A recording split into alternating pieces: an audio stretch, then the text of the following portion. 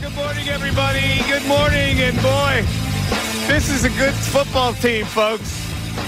How about that? How about they're probably their last test of the year, the last real test against a good team. They just dispatched another squad. And it wasn't it easy to fix what the problems were? It's always in the hands of the coaching staff. It's always in the hands of the players. You design a game plan. You go, all right, they want the ball. Let's make a conscious effort to get them the ball. So they get them the ball. 4 of the first 5 plays yesterday were passes. They had 11 targets for the guy who was most disgruntled about not getting the football. They had 12 for the other guy who wasn't that happy about it either. Smart offensive passing attack. Efficient and smart. Is it that difficult to do it? No. The Eagles made it hard. And then everybody else got the blame. The fans got the blame. The media got the blame. This guy got the blame. It's in the hands of the coaching staff. When you want to target somebody, you design the freaking game plan to get the ball in their hands. And so they did it yesterday, and they did it with success. And now everybody's got, wow, there's nothing wrong with their passing game. See that? It was a media creation. Whatever. You want to make it a media creation? That's fine. First play of the game. This is brilliant. First play of the game. Okay, so the Steelers are going, well, there's all this controversy in Philadelphia last week about getting the passing game engaged. So they're probably going to, right away, get the passing game engaged. What's the first play of the game? It goes to the tight end. It goes to Calcaterra, right? Brilliant.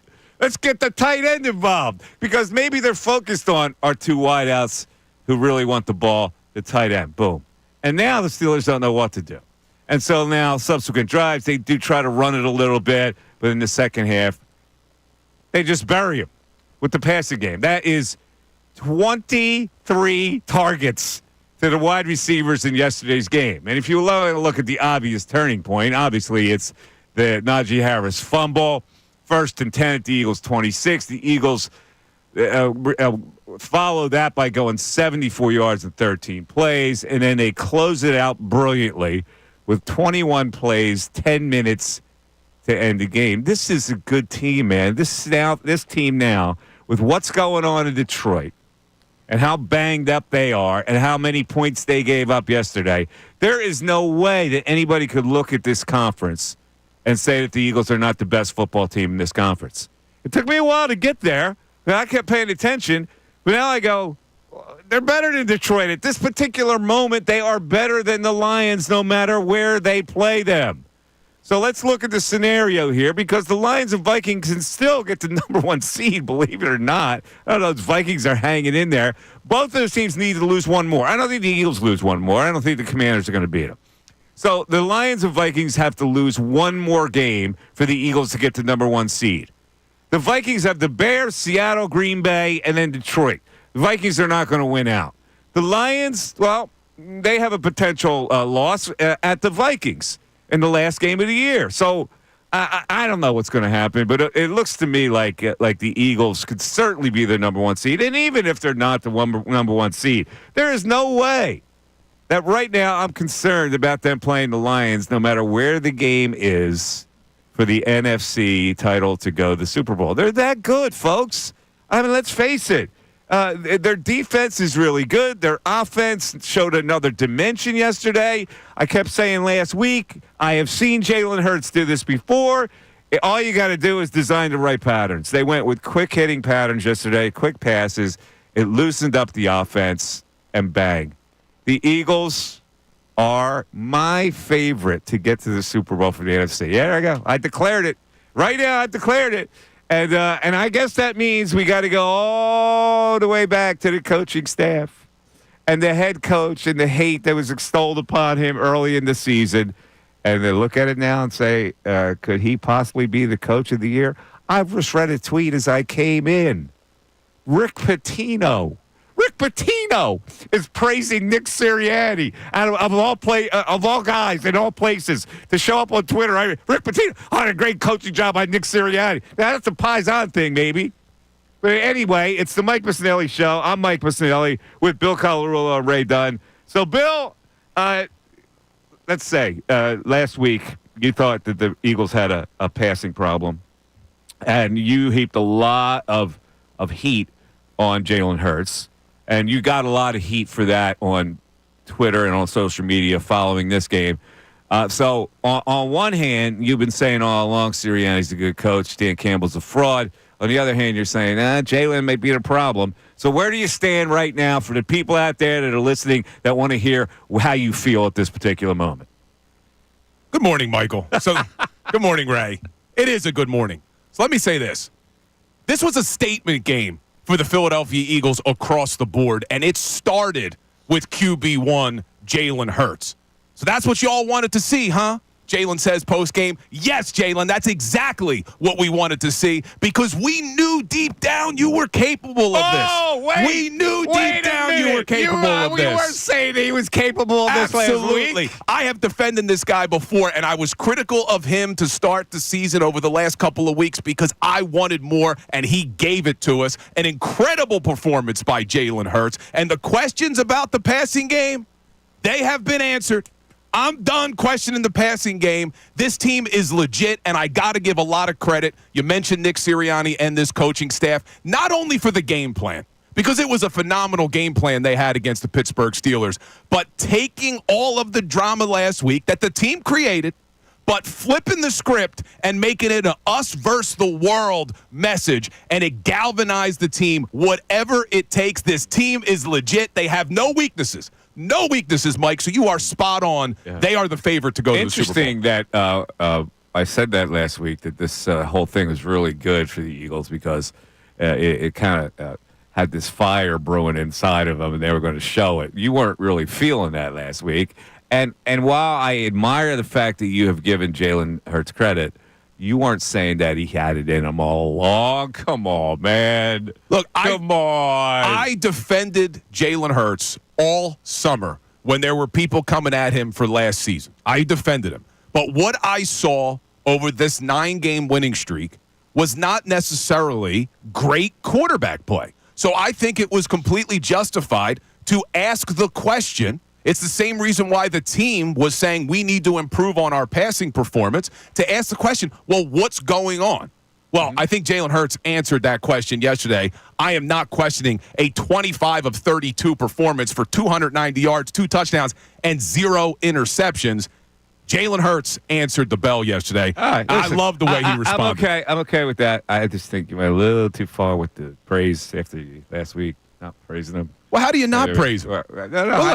We weren't going to praise him after an 82 net yard performance against Carolina, and that's what caused all of this. You were saying, I don't want to get into a beef with you, but you're saying, I don't know, if it comes to whether he has to win a game or not, and I go, I've seen him do it before. Like maybe he didn't do it last week, but I've seen him do it before. I don't really have any qualms about it. Well, you hadn't seen it, though. You hadn't seen with the Kellen Moore offense. But it's not like he wasn't capable. That's the thing that we were talking about last week, whether he was capable. And there were a lot of people saying he wasn't capable. We knew he was capable. Sometimes it's weird about him that he holds onto the ball a lot. But I think if you design the right game plan, if you get the ball out of his hands quick and you design those kind of plays, you got to help him along. And you got to help the receivers who want the ball. Sometimes it takes the coaching staff too long to realize that, and that's what manifested itself last week. Now let's talk about the defense.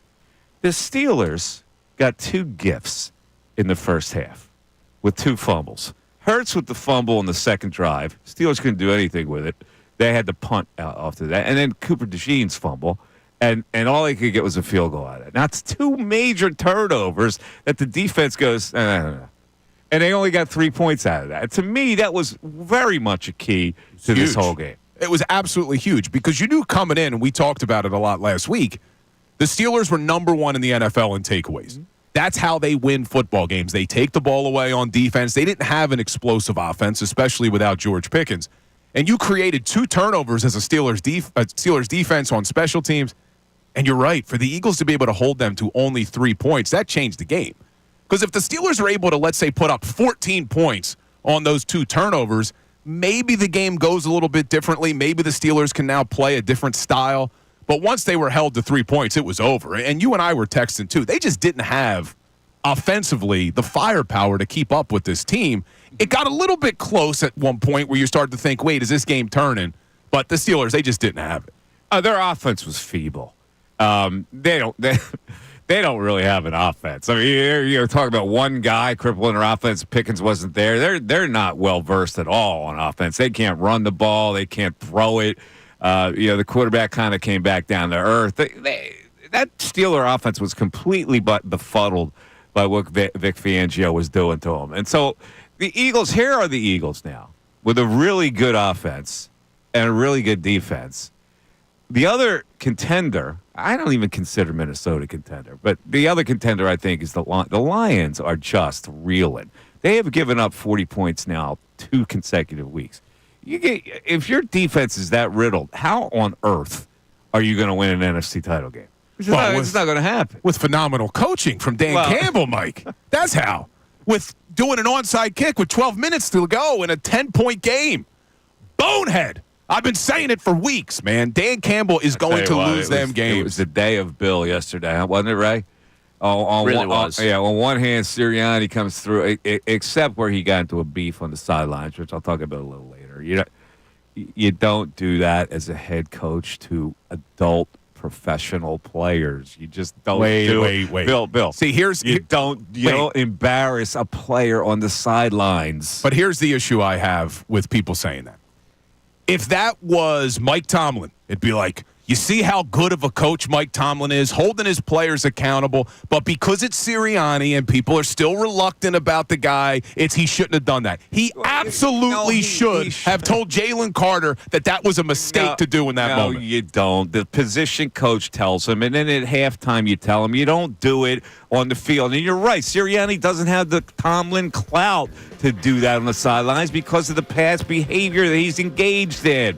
You don't embarrass. You see what Jalen Carter did? He waved him. He gave him a wave. Well, he should have the clout. That's not respectful to a player. The player was wrong. Don't get me wrong. The position coach takes care of that. And then at halftime, out of the view of people, you take care of it. That's immature for Nick Sirianni. But that's my only little beef. You can sing Sirianni love till the cows come home today, as far as I'm concerned. Well, we will be singing it because Ray, first call on the post-game show last night, wanted it. People in the YouTube chat wanted it. Sirianni love will be coming in the 11 o'clock hour. 610-632-0975. That's how you get into the Mike Missanelli show with your NFC titleists. We're talking about him today. Back after this. Can you feel it? The Eagles are back to being Super Bowl contenders. This team's got a real shot. So many reasons to believe. Right now, Eagle fans, you got to be feeling really comfortable. This team, they could beat anybody. Everyone's getting Birds fever. Quinyon Mitchell's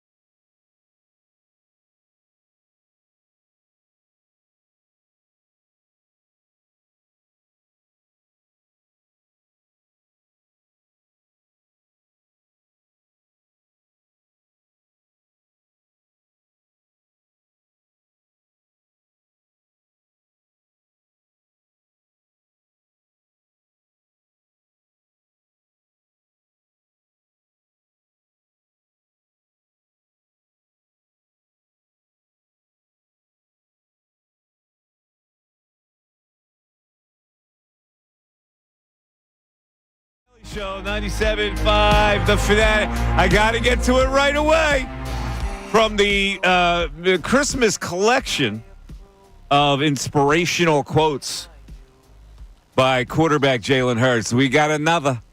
Can we hear it, Ray? Here we go. We're talking about the grass now, Bill. Here we go. Go ahead. Let's get the quarterback. When you're able to win in multiple ways, obviously talented and the opportunities are there, but it comes down to having good discernment of when to do something and when not to. I've always said and believed that you want to make sure that all of your tools are sharp when you need them. So when it's time to use them, you can go. And I don't think there's a doubt. I think, frankly, there's an effort there. The approach is a little different this week, and the grass will be green where you water it. We decided to water it. We kind of saw the fruits of our labor in that. Oh, my God. God. We've been watering the running game a good bit. It's kind of natural to put an emphasis on one thing and kind of take an emphasis off of another and see what you guys have kind of seen. And so, we want to just continue to be well-rounded, push to be well-rounded and water all areas of our yard. Dude, that is a collection of 4. First of all, he said discernment. Then he went there. You got to make sure all your tools are sharp. Then you got the grass, water it when the grass grows where you water it. And then the fruits of our labor. 4 in a row. That's a new record. Right, you got to preserve that. That is an all-timer from the philosopher quarterback. When we were listening to him last night on Postgame, when I heard that, I was like, this is just Mike Gold right here. Oh, my God. It's everything Mike ever wanted. I just heard water the grass. Well, I didn't know the other 3. Discernment, tools, sharpen, and fruits of our labor. Smashed into 145-second soundbite. He was on fire yesterday, man. During the game, after the game, mic dropping. That is awesome. And the way he was dressed, he had the the Kangol hat on. He had the big chain. Swear to God, my man. You ever see the movie Mars Attacks? Yes. All right. Well, he's one of those. He's one of those guys. He's in human form. Dude, he could do whatever he wants if he continues to play like that. Oh, man. Keep the main thing the main Well, thing. they clearly what I loved about it yesterday. Jalen Hurts, A.J. Brown, Devontae Smith, really the whole team, they came out angry. They came out angry. That's why I give a lot of credit to this team for taking the message and the drama. And I know people, the fans, they want to blame us and the media and say we created. They created the drama, but they did a great job of changing that narrative of everybody's against us and now we're going to play angry. And they did it on the field. And they watered the grass, Mike. The grass is green where you water it. It's profound from Jalen Hurts. It's amazing. But I loved it, man. I don't have any other question. I told you that I was nervous that if push came to shove and there was a time where the running game gets shut down and they have to win a game through the air, will they be able to do it? And they proved it yesterday. Yeah, and you question that, and people now, people on social media, let's get a little. I have to get to your Twitter because people are really hard on you, but it's kind of funny because they go so overboard. They are now denying you a spot on the bandwagon. You are not allowed. I love this bandwagon thing. Fans get into this now and then. If you say anything negative, well, you bandwagon, you're not allowed on the bandwagon. We don't need you. Yeah, there's some of them I can't even read. Yeah, read them. Go ahead. They're so bad. We'll bleep it out. No. There's a lot of them. There was a lot of them. It's just funny because for the longest time, I was accused of being so overly positive about the Philadelphia Eagles. You're a fanboy. Bill, it's because they used to call me Bill Spadaro. And in the moment that I'm critical, it's don't come back now. Don't come back now. Look. Well, I just get to the one guy called you I love the names they call you. These are priceless. Well, I don't know if I can. Can you bleep it out somehow? So don't be on the bandwagon now, you bald-headed bleep hater. We don't need you. Get the bleep out of here. Then this one's good too. Dude is the worst radio dude ever. He's just a rich kid who's got a voice. Bleep, bleep, bleep. Rich kid with a voice. I wish. Are you a rich kid? No, I wish. I wish I was a kid. Oh, man, I love it. 41, I'm being called a kid. Let's get to the texts because we got a lot of texts that came in. Yeah, obviously the excitement riding high on the text line today. People making their Super Bowl plans. Larry checking in with us. One phrase for you. Who's stopping this team? Eagles took down prolific offense in Cincinnati. The two-time MVP, number one defense against the run in Baltimore. Now a division leader with a great defense against the run and first in takeaways. I know some people are nervous, but I can give two bleeps about everyone. Bring them all on. EAGLES Eagles. Yeah, I don't know why people would be nervous. Like, your eyes got to convince you of something, right?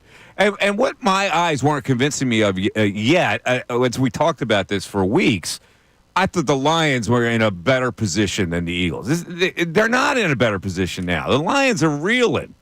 And so the Eagles have taken that position. And that's what can happen in sports. You know, my eyes tell me a lot. And they just dispatch teams now, this Eagle team. You know, at Pittsburgh, they didn't need to win. I get it. But still, that's a good football team. Had won 7 of 8 games coming in. They hadn't won in Philadelphia in a long time. They were poised to win a game somewhere along the line. And they came in there yesterday, and they just weren't even in it. The Eagles just swallowed them in that game. You're right, and it's a good football team. And there really is nothing to be concerned about. Like, I'm shocked, though. We're sitting here, and we did our W's and L's before the season, and you know, some people had them maybe at most winning 13 games, and if you picked them to go 13-4, oh, you're a homer. That's crazy. It's going to be a disappointment if this team doesn't win 14 or 15. How crazy is that? They should end 15-2. That's insane, really. Who would have thought that? But you know, you look at you got to compare them to who they're playing right now, and there were some challenges to them. Detroit has always been a challenge to them all year. They really established a superiority in this conference early on, but things change. The Eagles have risen up and gotten stronger, and Detroit has gotten a little weaker now. That makes Detroit still a formidable team, but they're not better than the Eagles right now. No, especially with all those injuries they have on the defense. I mean, you look at the NFC, the Eagles have to be the favorite. You said it to start the show. They have to be the favorite. Now, I know the odds still have the Lions slightly ahead of them the last time I checked the sportsbook odds, but they clearly have no weaknesses. When we look at this Eagles team, and we were talking a lot last week about the passing game, well, that's been answered. We were talking about Jake Elliott. Well, he goes 2 for 2 from field goal, really 3 for 3 because the one got called back on the penalty that they took. 3 for 3 on extra points. First quarter points. They had all those concerns about first quarter points. They had 17 in their first 13 games. They had 10 against the Steelers, even having 2 turnovers. Everything's been answered. I just like the fact that they actually did something about what they were lacking the week before. And they made it a pointed effort. Okay, we're going to make this a pointed effort to get the passing game going, to get people feeling comfortable, especially the wide receiver who wasn't comfortable. Let's target him. It's like so fundamental, and they did the fundamental thing. There have been weeks and years in the past when they just ignored what they needed to do, and they adjusted to what they needed to do, and that was the most it was gratifying to me. 610-632-0975. We'll get to your calls after this. Fanatic Sports Update. 10 consecutive wins. I'm Ray Dunn. This update is brought to you by Wawa Holiday Gift Cards. Wawa has a gift card for everyone on your list. The perfect gift for your mail carrier, kids, teacher, and coaches, dog walker, and babysitter. Everybody loves a Wawa gift card. The Eagles dominated the Steelers 27-13 on Sunday, winning a franchise record 10th consecutive game. Jalen Hurts threw for 290 yards, had 3 total touchdowns. A.J. Brown with 8 catches, 110 yards, and a touchdown. And Devontae Smith had 11 catches, 109 yards, and a touchdown as well. The Eagles finally won by way of the pass, and Jalen Hurts opened up his post-game availability with a simple question to the media. So that's what y'all want to see, huh? Yes, that's exactly what everyone wanted to see. Now, with the Lions losing yesterday, the Eagles tied for the top spot in the NFC. In much less promising news, the 76ers lost to the Pacers on Friday and lost both Jared McCain and Joel Embiid to injury. McCain has meniscus tear and is out indefinitely. Embiid has a right sinus fracture. The Sixers are back in action tonight against the Hornets at 7 o'clock. You can tune in the game right here on 97.5 The Fanatic. This update is also brought to you by PayPal. Get exclusive cashback offers in the app, and with the PayPal debit card, stack 5% more in your chosen monthly category on up to $1,000 in purchases. Don't just pay. PayPal. I'm Ray Dunn, the home of the 76ers and the Flyers. 97.5 The Fanatic and 97.5thefanatic.com.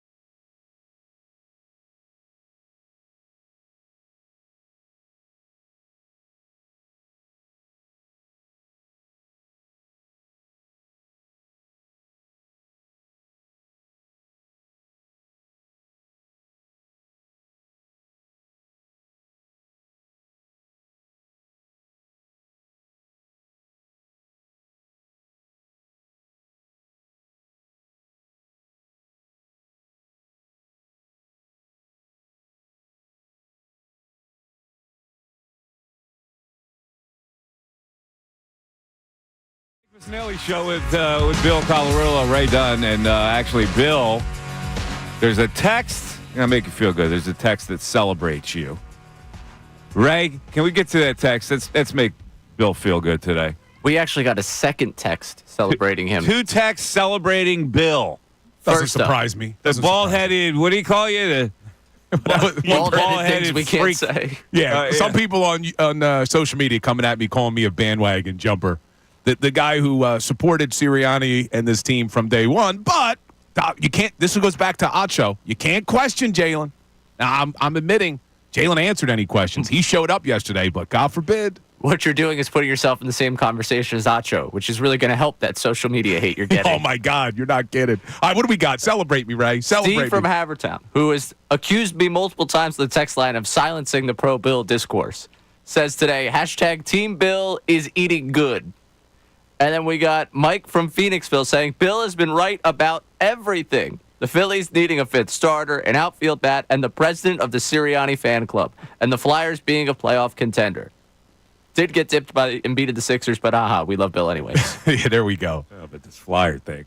But listen, you have been very pro Sirianni more than you've been pro Eagle.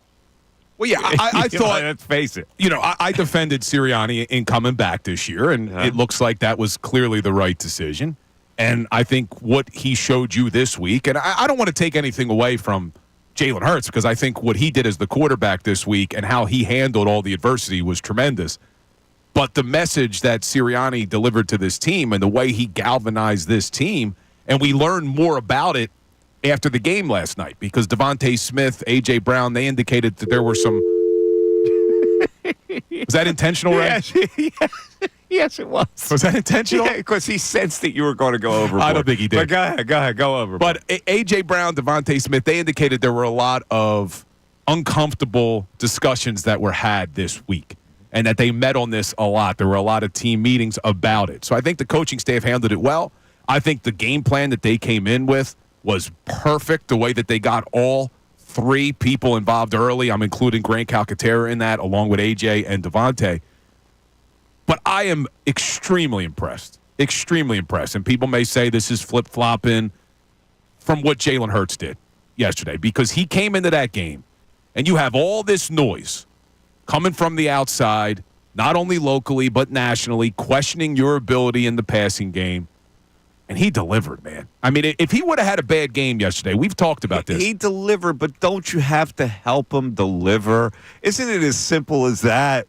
Let's get him involved with some short passing game stuff so we get him comfortable. We get everybody else comfortable. Sometimes the coaching staff overcomplicates it. That's true, but it was also what you saw, and Tom Brady talked about this, who I thought actually did a decent job. I thought too. I think he's improving. Yeah, I think he's improving too. But he talked about Jalen Hurts getting into that rhythm, how you would see him drop back, boom, get the ball out of his hands quickly. That was less on... I know that that's the game plan. I know that's Kellen Moore. But there were times against the Panthers where you saw that maybe that play was to be had, and for whatever reason, Jalen didn't pull the trigger. He was in the zone yesterday. I mean, he started the game, I think, 12 of 13? Something ridiculous. Finishes 25 of 32. I won't question you again. There you go. Calcaterra, big play first. A.J., Devontae for 21. Right, like they add up 60 yards in their first three. Well, not 60, but close, like 50 on their first three plays, with well-designed plays, well-designed quick passes. I think it's a lot simpler than a lot of people feel. Well, we knew the Steelers were going to come out and make a concerted effort to try to shut down Saquon. It helped them that Saquon was obviously a little bit banged up. We're hearing it's maybe a thigh issue. He still has 65 yards, but not the dominant performance you would expect from Saquon. So this was the exact game that we were questioning, and I say we, mainly me. Can they win the game through the air if they had to? Well, they kind of had to yesterday, because the Steelers said, we're going to sell out on stopping Saquon. Saquon's not 100%. They answered it, man. I'm telling you, I look at this team now. You throw a bouquet of Gainwell. Kenny G. How about that? Phenomenal yesterday. How about that spin move? That was a big play. That was a big play. He had another nice one down, headed into the red zone, where he splits the defenders on a third down to get it down to, I think, the 2. Mm-hmm. I look at this team now, and I said this all week last week when we were talking about the passing game, is I'm looking for what could potentially hold this team back from going to a Super Bowl. That's why we were talking about the passing game, because it was the only thing really left. That and Jake Elliott and maybe the slow starts. I look at this game that they just had on Sunday. When you answer any potential issues that we discussed last week, what are the weaknesses now? What weaknesses does this Philadelphia Eagles team have? Let me ask you this right now. If the Eagles played the Bills in the Super Bowl, who's the favorite? It's a good question. If the Eagles played the Bills, maybe the Bills are probably like a 2-point favorite, 3-point favorite. I would think the same thing. But it's not like you would look at the Bills and say the Eagles couldn't beat them. No, but I agree. Yeah. I agree. All right, one more text. We'll get to the phones. The fan base mojo? Yes. What's going on with this text? Anthony in Paoli. I'm a diehard Eagles fan, just as loyal, positive, and optimistic as the next Eagles fan. It just irks me when people start saying, pack your bags for New Orleans and we're going to the Super Bowl. I think it's bad mojo, and we should just keep taking this ride 1 week at a time. Oh, stop it. Don't think it's good when people stop are too with cocky your and jinx too and your confident. mojo. Stick that up your nostrils. You can't ignore what's in front of you here. This is the best team in the NFC. Well, I'm not going to sit here and say they're not going to go to the Super Bowl or they shouldn't go to the Super Bowl because of some jinx? Come on, grow up. All right, let's get to the phones. Eric in South Carolina. Eric, you're on 97.5 The Fanatic. Eric. Mike, Bill, what's up, guys? What's going on, Eric? Listen, man, I think all our questions yesterday were answered as fans, man. It's nothing else that we could say to criticize this team. All we got to do is just get ready to be in New Orleans, right? But look, I need help from you three guys, right? Even you two, Ray. I'm in South Carolina right now, unfortunately, as we all know. So if you guys were here and the Eagles are running up like this, when will you come back? Would you come back for the NFC Championship game, the Super Bowl, or for the parade? I would come back for the NFC Championship game. You'll come back for the NFC Championship Oh, game. yeah. What about you, Bill? It wouldn't get any better than that, would it? The NFC title game? Well, Here? especially if it's here, which Yeah. is looking like to start the week last week, we were thinking maybe those dreams were over. It's a real possibility they host the NFC Championship game. So I'm thinking that. It's January 26th. So Okay, all right. Even if it's not here, would you be willing to go to Detroit? No. Okay, you're talking about coming back here. Either way, I'm coming home because the atmosphere. Come on, Broad Street is going to be lit. I can't miss that. Well, for the listen. world. If the NFC title game is here, that's where you go. Really, Yeah, all right. It's simple. Okay. What It's about really you, simple. Ray? What about you, Ray? What would you do? Super Bowl, NFC Champ, or the parade? I mean, I can't give you a date for a parade. If we're talking bad karma, talk about parade would probably be at the top of it, but I would come back for the parade. I'd be celebrating Okay. with All everyone. right, okay. But okay. see, That's what I Eric, was leaning towards. that might not happen. Now, what's more likely to happen? The one that you can count on the most is an NFC title game. Like you Okay, can't count yeah. on a parade yet, or a Super Bowl appearance even. I think listen, Mike. I'm that confident, Mike. I think we got it locked up, man. All right. Well, you asked me for my advice. MVP. If I'm going with the most sure thing where you can have the most fun. To me, that would be an NFC title game. Okay, all right. Listen, Mike. My birthday is January 22nd, so I'm gonna take your advice on that. If in fact we are, which I know we will be, that's when I'm gonna come back. All right, man. I think that's a wise choice because if you wait too long, God forbid, you don't get the other two things or either one of them. So that texter that texted in, you said grow up, not to jinx things. Yeah. I don't want to start talking about a parade. I mean, Ray, you agree with? I mean, parades. We is a got little, into this to the post game last But night. Someone are you one of texted these in. guys Come that on go and now. talk about a no-hitter that a guy has because you don't want to jump ahead? You one of these guys? You don't talk about a no hitter. Oh, stop it. But if we start already talking about the parade, then you're not going to enjoy this journey that you have over the next few weeks. How could you not think about a parade or talking about a parade or a Super Bowl appearance? You got to. It's inevitable. I'm okay talking about. It might not happen. That doesn't mean you can't talk about it. I am okay talking about the fact that this team can very easily get to a Super Bowl with how they're constructed, with how good they are. They should be favorites to go to the Super Bowl. I just don't think you start talking about the parade. You could talk about the games. You could talk about how far this team can go. What's the harm of letting your mind go towards a parade? What is that? Is that gonna mess up your nervous system? Like what's going to happen? See, I just look at it this way. It's a jinx. You have, what are you doing? You have a daughter, right? You have a daughter you love. I have kids. I don't want to be like, man, they're going to graduate high school.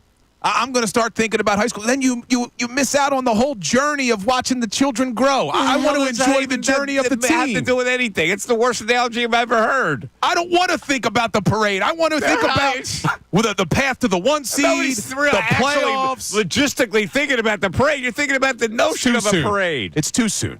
You don't talk about a parade, all right? You don't talk about a parade. You enjoy the journey just like you enjoy watching your kids grow. That's how I'm looking at it. Parade. It's a little too much. Right. Come on, man. We got what? How many games left in the season? They're 12-2. You got 3 games left in the season, and we're getting calls asking, should I come back for the parade? I think that's a little bit getting ahead of ourselves. The guy's got a plan. It's not like he's around the corner. He's got to make a choice. That's why we wouldn't even know when the parade would. Well, I guess we would. You would have a pretty decent idea. Probably a 3-day stretch in there. That'd be one of those 3 days. Look, if you want to buy tickets to New Orleans, I'm okay with that because it gets more and more expensive the closer you get to the Super Bowl itself. You think it's going to get more and more expensive to come back to Philadelphia by the time that Eric would want to be back here for the parade? I can't get there, man. Look, maybe fans are going to yell at me for this. I think they would agree. You don't talk about a parade when you still have 3 weeks left in the regular season. Yeah, but I don't need to plan for it. I can walk down the street. Freaking NFL coach here? We're having fun. You don't do it, Mike. yeah. It's a violation to talk about. Right, settle me down. I got to hear Jalen. I got to hear the great philosopher Jalen. I got to go to philosophy class here. I'm checking in with my book bag. Yeah. I'm going to sit down. All right, ready to the lecture hall. Here we go. They were Jalen, able to professor. win in multiple ways. Obviously talented, and the opportunities are there, but it comes down to having good discernment of when to do something and when not to. I've always said and believed that you want to make sure that all of your tools are sharp when you need them. So when it's time to use them, you can go. And I don't think there's a doubt. I think, frankly, there's an effort there. The approach is a little different this week, and the grass will be green where you water it. We decided to water it. We kind of saw the fruits of our labor in that. Obviously, we've been watering the running game a good bit. It's kind of natural to put an emphasis on one thing and kind of take an emphasis off of another and see what you guys have kind of seen. And so, we want to just continue to be well-rounded, push to be well-rounded and water all areas of our yard. Is this man the Messiah? Yo. Has he come from Galilee? He may have. Listen, Jalen Hurts, I was critical. I'm done, man. Go win that Super Bowl, Jalen. Go win that Super Bowl. What he did yesterday, I am a believer. If he is the Messiah, I am a believer. Who is this mystery man amongst us? I am a believer, man. Having good discernment, making sure your tools are sharp when you need them, and the grass will be green where you water it, and that's how you reap the fruits of your labor. What I also heard he said allegedly was hand the ball off and score a touchdown. Teach someone how to pass and score forever. I don't know. I was trying to make it like, what was that wasn't a good one, Ray. You messed up the whole thing. I messed up the whole thing. You messed up the But whole it was like, give a man a fish. This is bad. This is very bad. Let's think about this. Give a man a fish, feed him for a day. Teach a man to fish, feed him for a lifetime. Jalen Hurts, we got to think about something wrong with the passing game. All right. I'm done, Ray. What's the matter with you? I'm done. Casey and Malver. Casey, you're on 97.5 The Fanatic. Casey. Hey, guys. They love what you're doing, by the way. I know it's been a couple months, but thanks for coming back on. Really Hey, appreciate it. Casey. Yeah. Hey, the Messiah, I don't know about that so much, Mike. I'm thinking more if this football career doesn't work out for he and Sirianni, I'm thinking maybe they could co-author a cheesy coffee table cliche book. That's not cheesy, man. You're talking about grass will be green while you water it? Go ahead. Defy that statement. Listen, no, I'm calling you. I'll keep this quick, Mike. But I think everybody's looking past the last 3. I believe you guys didn't know the last 3 times they played Tampa. Tampa's eating their lunch handily, right? Is Baker Mayfield in this dude's kitchen or what? No, this is a different team, man. I mean, look how complete this team is, Casey. Seriously. I look at them, I go, on both sides of the football, like, how would a team like Tampa Bay handle this type of team? Tampa Bay last year handled a team that was a mess. And the defense was a mess. I mean, this is a button-down team right now we're looking at. And to start the season, there were a lot of injuries. A lot of injury. You had no AJ, no Devontae, no Lane Johnson.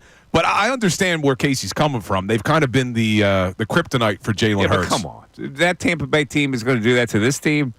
Good teams have not been able to do anything against this team, much less a mediocre team. You all right, Case? You okay? I think we lost him. We lost him? All right. But, I mean, you're not kidding. What this team did, when we talk about the AFC North a lot, about being this tough, physical division, the Eagles beat the Steelers. They beat the Ravens. They beat the Browns. They beat the Bengals. And not only did they beat these teams, they out-physicaled these teams. What they did to the Pittsburgh Steelers in the second half, both offensively and defensively, to go on a 10-minute drive. How many plays was that last drive? Wasn't it like 21? 21. I said that in the plays. opening, but of course you didn't listen to it. That's all right. You said a lot in the Yeah, opening. I said 21. I gave you 21 plays, 10-minute drive.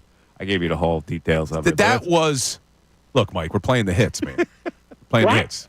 People may not have been here 48 minutes ago. It's all right. Don't worry about it. 21 plays, 88 drives, 10 minutes and 30 seconds.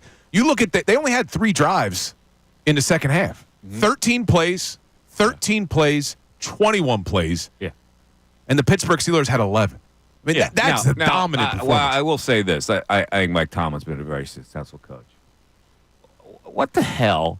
He did 2 things that I'm going, what? He declines a penalty that would have made it 1st and 30. Instead, they take 2nd and 20. All right, that may seem small to you, but 1st and 30 is like ridiculous. You know, like, why would you not put a team in a 1st and 30 position? He made a couple decisions in that game. Yeah, and in this decision to punt on 4th down, the Eagles 46 with 10:40 left, and you're down 27-13. And then they never got the ball back. No. They never got the ball back. I agree with you. The 1st and 31 made no sense. And then you made it 2nd and 20. And then what happens? They convert. They threw a pass to Devontae, and he gets the first down. He actually think that if he got the ball back, his offense, which was feeble all game, going to be able to score 2 touchdowns? Like, you got into their territory. Like, why would you punt there? It's just more and more evidence that the best CEO coach in the NFL is Nick Sirianni. I opened the door for that one, didn't I? So much good. We talk Hell about yeah. CEO coaches. I'm the smartest coach in the world. Dan Dog Campbell, mentality. John Harbaugh, Mike Tomlin. No, the CEO coach, Nick Sirianni. Let's go to Dom on a cell. Go ahead, Dommy. What's up? Yo, Bill. Yo, Mike. What's Yo, happening? Mike, I'll meet you down on Bourbon Street. The only thing is, Mike, maybe this time, like every other time, you can remember to bring your wallet. You know what I mean? What are you talking about, man? I thought this wasn't. It said Dom on the it's board. Tom It's Tom from Alabama. yeah. What's up, Tom? Yeah, what a day. Man, what a team, baby. What a defense, man. Coming up big. That Mike Tomlin was made to look small by the Italian coach of the year, Nick Sirianni, all right? But what a coach. I've been telling you guys, the only person that would listen was Bill. Yeah. Hell yeah. Well, listen, Rick Pitino's on board. Everybody's on board now. Exactly. You know, that offensive line and that defensive line. That offensive line is like a Lombardi's line in the 60s, man, doing the sweep and roll. You know, Hurts looked great yesterday. If he could play like that, you know, we should be in good shape. Minnesota, I think, shows more fear right now to me for some reason than Detroit. It's not how you start, it's how you finish. DeJean had that fumble. He got right back up. He kept tackling. He kept his head up. And that fumble that Hurts had, and I'm calling it straight here, that was one hell of a play by a defensive player who made a great defensive play to catch Hurts from behind and to punch that ball out. T.J. Watt, that was a great play, man. And the Eagles, that defense right there is when the game was won, when they held them inside the red zone to 3 points on the 2 turnovers, and then in the third quarter when he decides to punt. And, you know, that was a bad move, but we'll take it all day. We kicked their ass. We've been kicking everybody's ass, and we've been doing it on a daily basis. Love it, Tom. Tom from Alabama. Yes. Coming up big. Now, I will say the Eagles I thought they got a break on that 1-1. But how could they call 2 personal fouls on that end zone scrum on the Steelers? How's that possible? Well, it was caused by the Steelers. With the guy's block, he blocked Slay into the wall. Slay swatted him. He threw a punch, man. He did. Those are offsetting penalties, man. I think there'll probably be some fines, but I'll tell you what, man. Quinyon Mitchell would have been hot too. But Quinyon Mitchell he got right in there. Come into Slay's defense, and did you hear what he said after the game, Quinyon? Don't mess with my dog. He said, "Coach, talk about Sirianni. Always talks about how we're a team," and I felt like it was the moment to be a team. Hey. We laugh about the smartest coach Sirianni. in the world. He's got this team connecting, man. He's got this Hell team yeah. connecting. So much good. This is like the thrill of victory and the agony of talking about Sirianni. Mike Missanelli Show continues on 97.5 The Fanatic. Fanatic Sports Update. 10 consecutive wins. I'm Ray Dunn. This update is brought to you by Ace Hardware Home Services. Got a leaky pipe, having issues with your heat? At Ace Hardware Home Services, they're around the block with everything you need to fix it. They've got the pros to keep your home humming all year long. Ace Hardware Home Services. The Eagles dominated the Steelers 27-13 on Sunday, winning a franchise record 10th consecutive game. Jalen Hurts threw for 290 yards and had 3 total touchdowns. A.J. Brown had 8 catches, 110 yards and a touchdown. Devontae Smith, 11 catches, 109 yards and a touchdown. The Eagles finally won by way of the pass, and Jalen Hurts opened up his post-game availability with a simple question to the media. So that's what y'all want to see, huh? Yes, that's what everybody wanted to see, and something else we all wanted to see yesterday was the Lions lose, and they did. So with the Lions loss, the Eagles now tied for the top spot in the NFC. In much less promising news, the 76ers lost the Pacers on Friday and lost both Jared McCain and Joel Embiid to injury. McCain has a meniscus tear and is out indefinitely. Embiid, a right sinus fracture. The Sixers return to action tonight against the Hornets at 7 o'clock. You can tune in the game right here on 97.5 The Fanatic. I'm right down in the home of the 76ers and the Flyers. 97.5 The Fanatic and 97.5thefanatic.com.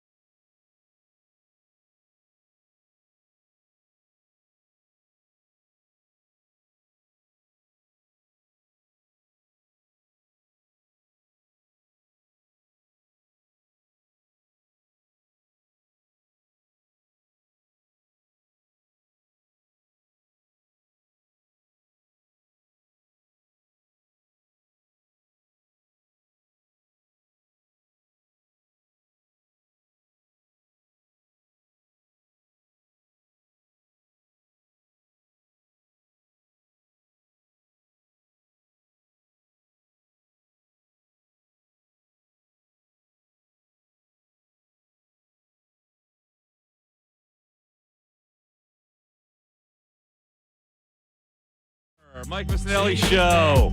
Oh, man, what a day to talk about Eagle football. The 11 o'clock hour brought to you by Grungo Law. That's your law firm when you need help because of an injury. Pray for peace, prepare for trial, grungolaw.com. And 10 o'clock hour. Well, we had a lot of excitement rehashing what happened yesterday, brought to you by Window Nation. 50% off sale going on right now, Window Nation, on all style windows where you'll make no down payment and you'll have no payments and no interest for 12 full months. Just call 866-90-NATION or visit windownation.com. All right, so some Eagle observations from yesterday. They did what they needed to do, for crying out loud. Last week, all this acrimony coming out. There was one problem that everybody didn't focus on, which was they really needed to help the passing game. They really needed to boost it. They needed to work on it. So they come into this game, and that's what the focus was. They targeted the two wideouts 23 times yesterday. They made sure they got targeted to A.J. Brown early in the game with short passes. They made sure they got the ball out of their quarterback hand real quickly. They hit the tight end on the first play of the game. Sometimes it's an easy fix. You know, sometimes coaching staffs make it more difficult. They did what they needed to do yesterday. The defense buttoned down as usual. They turned a good team into a very mediocre team. I'm talking about the Pittsburgh Steelers. And they were really the one turning point of the game. Yeah, Pittsburgh gave them a fumble down there when they could have scored to tie the game. But after that, that's it. That's all. That's the last shot you get. It's like Pac-Man. The Eagles eat you up. And this is a complete team, and now we're talking about a team that, if I'm being honest, and you're measuring where the teams stand now, the Eagles right now are in better shape than the Detroit Lions. So, yes, I am fully expecting that they would get to an NFC title game, and they would get to a Super Bowl because of that. Listen, I'm not trying to cause these expectations that melt in the end. They are what they are. My eyes tell me what they are right now. Bill? Yeah, you're not wrong, as I like to say, but in this instance, you're really not wrong, Mike, because this is a really good football team. They play complementary football. You mentioned when they have that fumble, the Pittsburgh Steelers, in a one-score game. Great job by the defense in recovering it, but even better job by the offense driving right down the field and scoring a touchdown. And I didn't love Brandon Graham's comments last week because it created drama with regard to personal issues. But it all started because A.J. Brown said they needed to work on passing. And I'm glad that they addressed it. I'm glad that it came out and said we need to figure out how to improve this passing game. Because when I talk about having these Super Bowl aspirations, we don't want anything to prevent that from happening. This was an area that they haven't been very successful in over the last few weeks. Well, they answered it yesterday. And now teams, defenses know if they're going to come in here, they're going to play the Philadelphia Eagles in the playoffs. You can't just sell out on stopping Saquon Barkley because this is what this Eagles team can do to you. Two wide receivers go over 100 yards yesterday. Jalen throws for 290 yesterday. And then we haven't even really been talking about Jalen Hurts' ability on the ground. Kellen Moore called a great game yesterday. How about that design quarterback draw where they send, I think it was Devontae Smith in motion to clear out the linebacker, and then you see Jalen Hurts, and I think it was Tom Brady said it was like the Red Sea. Yeah. And Brady, right up the middle. Yeah, Brady made a nice analysis of that play also. But here's the thing about the defense. You know, the Eagles gifted the Steelers early in the game. You know, they gave them 2 turnovers early in the game. The Steelers got 3 points out of that. You know, that's a defense that picks up your offense. Okay, we turned the ball over. We turned over the special team. We turned it over. Boom. You're not going to get anything. They got a measly 3 points out of that whole sequence. Yeah, that changed the game right there. Because you're right, if the Steelers score, if they put both in for touchdowns and you're down 14-0, it's a lot different of a football game. But this defense, we've seen it all year. This defense is legit. I know there were some who were still questioning this defense. They are legit. I think that's now 5 opponents in a row that haven't scored over 20 points. Yeah, this is going to be a tough team to beat, man. Pretty impressive. So let's get to the locker room, where our favorite coach, who just can't do anything wrong at this particular point, Nick Sirianni, addressing his troops in the locker room after the game. We're talking about tough, detailed together, right? That's a team. That's a team. All right? How long was it, Bob? 10:30. 10 minutes and 30 seconds on a 4-minute by the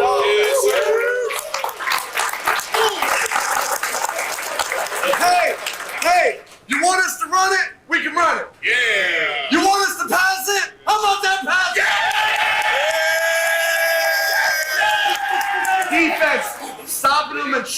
on short fields was incredible. You guys played your ass off as a group together. Awesome job defense.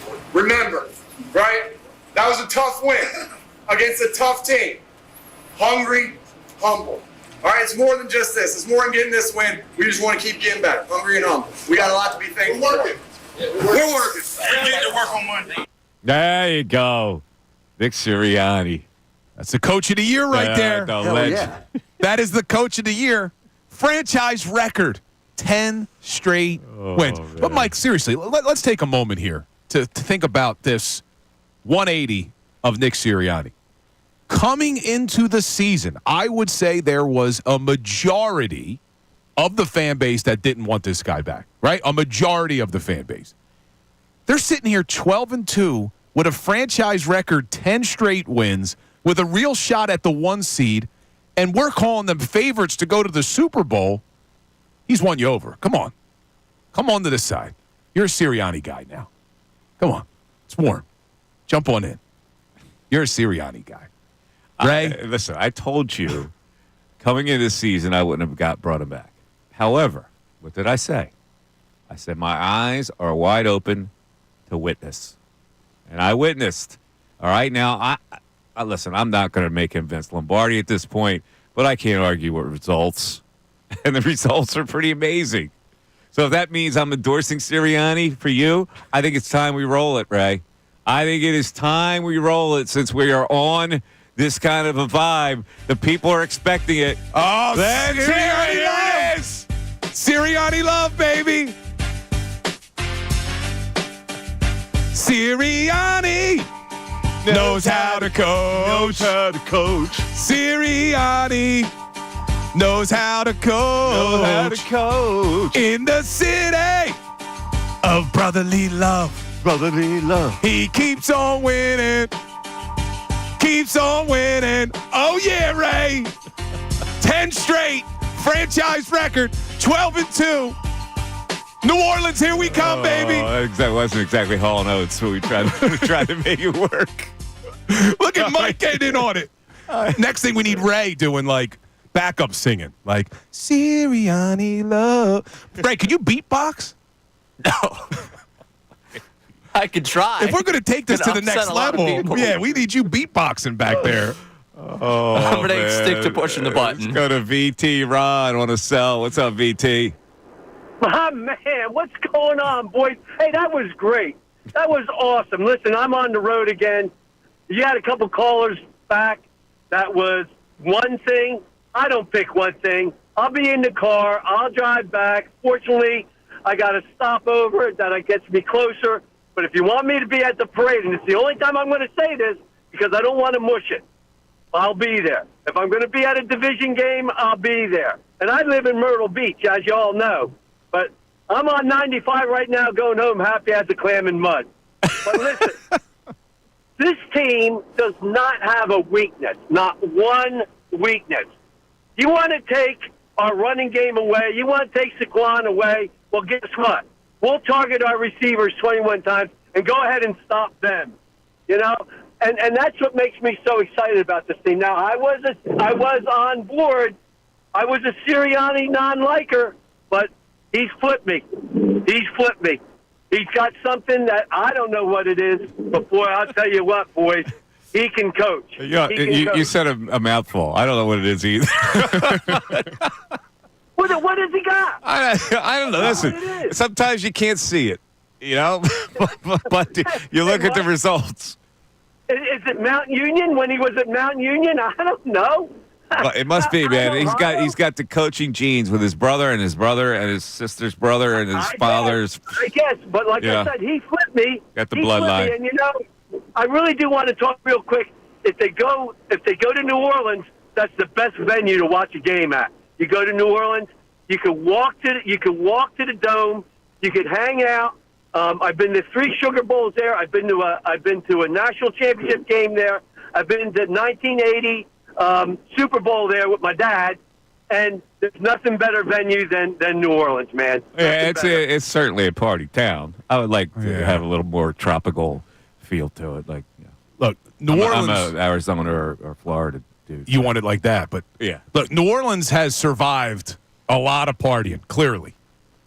But could New Orleans survive a Buffalo-Philadelphia Super Bowl? Because that city would be wild. If you had Bills Mafia and the Eagles fan base all descending on New Orleans, I'm rooting for it. That's what I want. Could be a couple scraps. 610-632-0975. Coming up at 11:30, we go around the league. Oh, my God. Some really interesting highlights happened yesterday. We'll get to them in a little bit, but we're talking Eagle football and where they stand right now, where they stand to me is the NFC favorites. Mike Missanelli Show continues.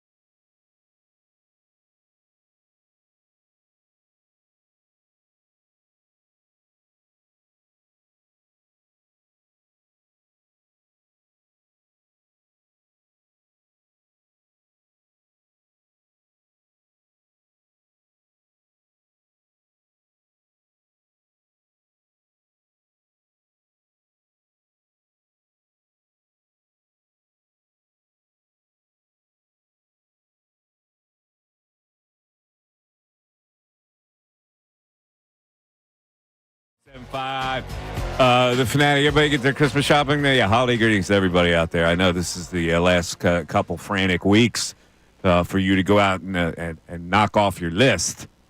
Let me tell you a quick story here because it has nothing to do with the Eagles, and we'll get back to that in a second, but it has to do with shopping.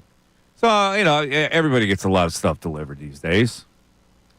So, I got an item delivered to me, or I ordered it from Sporting Goods place. And I get a text one night, and it goes, just delivered your package from Dick's. Picture. I go out to the porch, no package. I researched the delivery. It's got the photo. I don't think that's the front of my house there. So I go deeper, and it says was delivered in front of a gated driveway. I don't have a gated driveway. So I'm going, somebody else got it. They went to the wrong delivery. Now, in a situation like that, I've gotten packages before delivered to my house that weren't for me. They had somebody else's name and address on it. Easy mistake, I guess they can make. Although I don't know how they can because it's not the right address. But yeah. I, when faced with that situation, get the package and deliver it to the right address myself. It has come to me, and it doesn't belong to me. It belongs to somebody else who ordered this, who paid for it, right? The least I could do is I go, well, it must be in my neighborhood. So I Googled the address, or I put the address in my Maps quest, and I go, and I hand deliver it to the front of the thing. I get nothing. You still haven't gotten it? No, I get nothing. Now, do people actually keep the gifts that don't belong to them? What happened to the pack? Oh, I inquire about it, obviously. Yeah. And they launch a thing, and I call Dick's, and Dick sends me another one. But I still didn't get the original one comes a week later, after my inquiry. But at the moment it happens, don't you have a responsibility? Like, what do you do with the package that doesn't belong to you? Yeah, you got to bring that quickly. I mean, I would think within 24 hours. You're not holding that thing for a week. Is it your responsibility to deliver it? Or what is your responsibility at that point? To keep it? Well, if it's to return, like, what do you do? I guess it depends on where the original delivery was. Like, if I get a delivery to my house and they accidentally brought me something that's like 15, 20 minutes away, I'm giving it back to probably the mailman or whoever. But if it's in your neighborhood. If it's in your neighborhood, yeah, you walk it over. Okay. Yeah. Was it your you don't know where it was. You don't know where it could have been delivered to. No.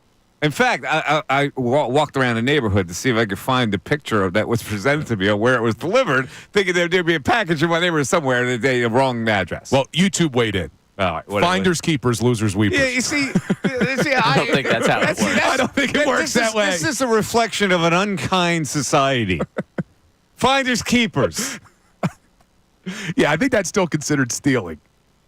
It is. Good, just start walking around people's front stoops. Oh, I found this. I get to keep it. So, I don't know if FedEx actually reordered it and Dick's also reordered it, somebody's got my original.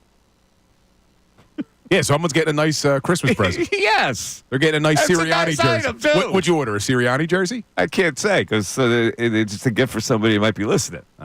Probably a Detroit Lions jersey. You were big on the Dan Campbell train until this weekend. Let's get back to the text board. We have another one supporting Bill. I don't want to hear these text supporting Bill. But go ahead, Ray. Well, see, when we don't read the text supporting Bill, I'm accused of silencing the pro-Bill grouping that apparently exists.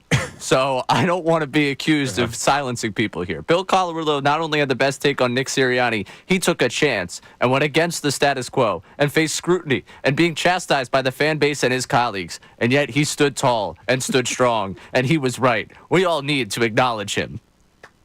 I'm standing. He didn't stand tall and strong. He tried to worm out of it half the time. Now, if it does take away from this, this is definitely Bill's golf buddy Dom that's texting this in. But it was still a nice sentiment. Okay. No, it was a random guy. Now I got it. It was a random guy. Negadelphian text. Let's get to the Negadelphian text. Oh, my God. Go ahead. Who cares about the Eagles, man? I've seen this picture before. It's the same thing as the Phillies in the end. They won't win the title, and when you say the word parade, you just guaranteed no Super Bowl. When will people learn this city is cursed? You're a miserable creep. Whoever you are, you're a miserable creep. You're a miserable, as Rizzo would say, crumb creep. What's the matter with you? Yeah, I don't want to talk parade, but that's a little bit. Come on now. Let's go to Edith in Philly. Edith, you're 97.5 The Fanatic. Hi, Edith. Yeah. Edith. Hi. Hello. Hello. Hello. How are you? How are you? Hello. Yeah. Can you hear me? I got you. We got you, Edith. Hello. What's up with Bill, man? Come on. He talking about he don't talk about the Super Bowl. What? No, I said don't talk about a parade, Edith. We can't talk about a parade. Super Bowl, whatever. Why we can't talk about it? You want to start talking about the parade? That's the question I asked her. Why can't we talk about it, Why can't we talk about the parade? It's okay. It is. Okay. Perfectly fine. You got 3 games left in the season. Oh, so they got what? a minimum of 3 Stop playoff with games they your have high to win. school coaching nonsense. We're going to run through all 3 games. It's okay to dream, Edith. NFC champions. It's okay to have fun. I know. Edith, I just don't think you Bill, talk come on, parade yet. You got to enjoy the journey. We got to enjoy it. Let's say if we talk about the parade, we're not enjoying the journey. That's part of enjoying the journey. I'm enjoying everything. I'm enjoying every win, everything. And we're going to win out. I have no doubt we're going to win out. We're going to go to the NFC Championship. We're going to win there, and I'm going to St. Louis. I don't care what nobody say. I'm going to New Orleans. I'm going down there. Oh, yeah, don't go to St. Louis. Don't go to St. Louis. There's nothing there. Wait, Edith, let me ask you, though. You think they win out? Do they get the 1 seed? Is the NFC Championship game in Philadelphia, or do you think they're going to have to go to Detroit or Minnesota? Nope, I want to hear. I think we're going to have it here. Whether we have it here, I don't even care anymore. I used to fret if it was going to be in Detroit. Not anymore. That team's fragmented. Falling apart. You can't be giving up 40-plus points and expect that you're going to be a contender. It's ridiculous. We got Around the NFL coming up. What time? 12:30, Ray? 11:30. 11:30. Are you getting minutes into? from now. Are you getting into the Dan? 4 minutes from now. Are you getting The into show she Dan was sent to Campbell? him. Are you getting into Dan Campbell? That I decision. may have something to say about it. All right, because I don't want to. Then we'll save it. We'll get into it at the 11:30. Yeah, I may have something to say. Around the NFL. It played right into your hands. I mean, I don't know if what you like better. Him kicking an onside kick or the Eagles smashing the Steelers. It was a beautiful day. It really was a beautiful day. 610-632-0975. Don't go away. Around the NFL is next. Some great highlights. Fanatic Sports Update. 10 consecutive wins. I'm Ray Dunn, and this update is brought to you by Ace Hardware Home Services. Got a leaky pipe? Having issues with your heat? At Ace Hardware Home Services, they're around the block with everything you need to fix it. They've got the pros to keep your home humming all year long. Ace Hardware Home Services. The Eagles dominated the Steelers 27-13 on Sunday, winning a franchise record 10th consecutive game. Jalen Hurts threw for 290 yards, had 3 total touchdowns. A.J. Brown had 8 catches for 110 yards and a touchdown. Devontae Smith, 11 catches, 109 yards and a touchdown. Eagles finally won by way of the pass, and Jalen Hurts opened up his post-game availability with a simple question to the media. So that's what y'all want to see, huh? Wanted to see that. Wanted to see the Detroit Lions lose on Sunday. Got to see both things. With the Lions lost, the Eagles are now tied for the top spot in the NFC. In much less promising news, 76ers lost the Pacers on Friday and lost both Jared McCain and Joel Embiid to injury. McCain has a meniscus tear, is out indefinitely, and Embiid has a right sinus fracture. The 76ers are back in action tonight against the Hornets at 7 o'clock. You can tune in the game right here on 97.5 The Fanatic. I'm Ray Dunn on the home, the 76ers and the Flyers. 97.5 The Fanatic and 97.5thefanatic.com.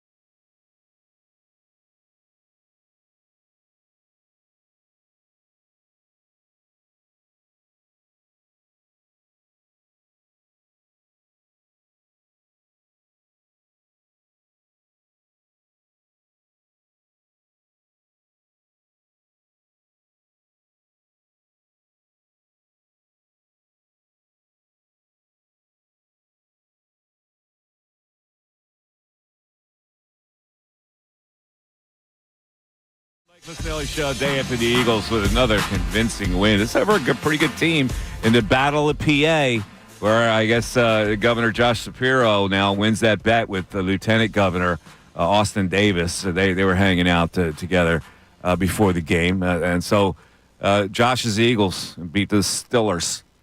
Still a lot of Stiller fans, Bill, in the area, right? There were. We broadcasted live the pregame show from Xfinity.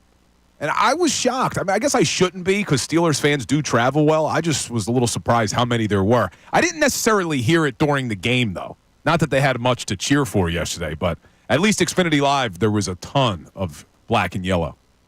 Yes. All right. So the Eagles, to me, are the best team in the NFC right now. But let's look around the league of a little something we do on Mondays at this time. It's called Around the NFL. All right, let's start with the big one, the Lions.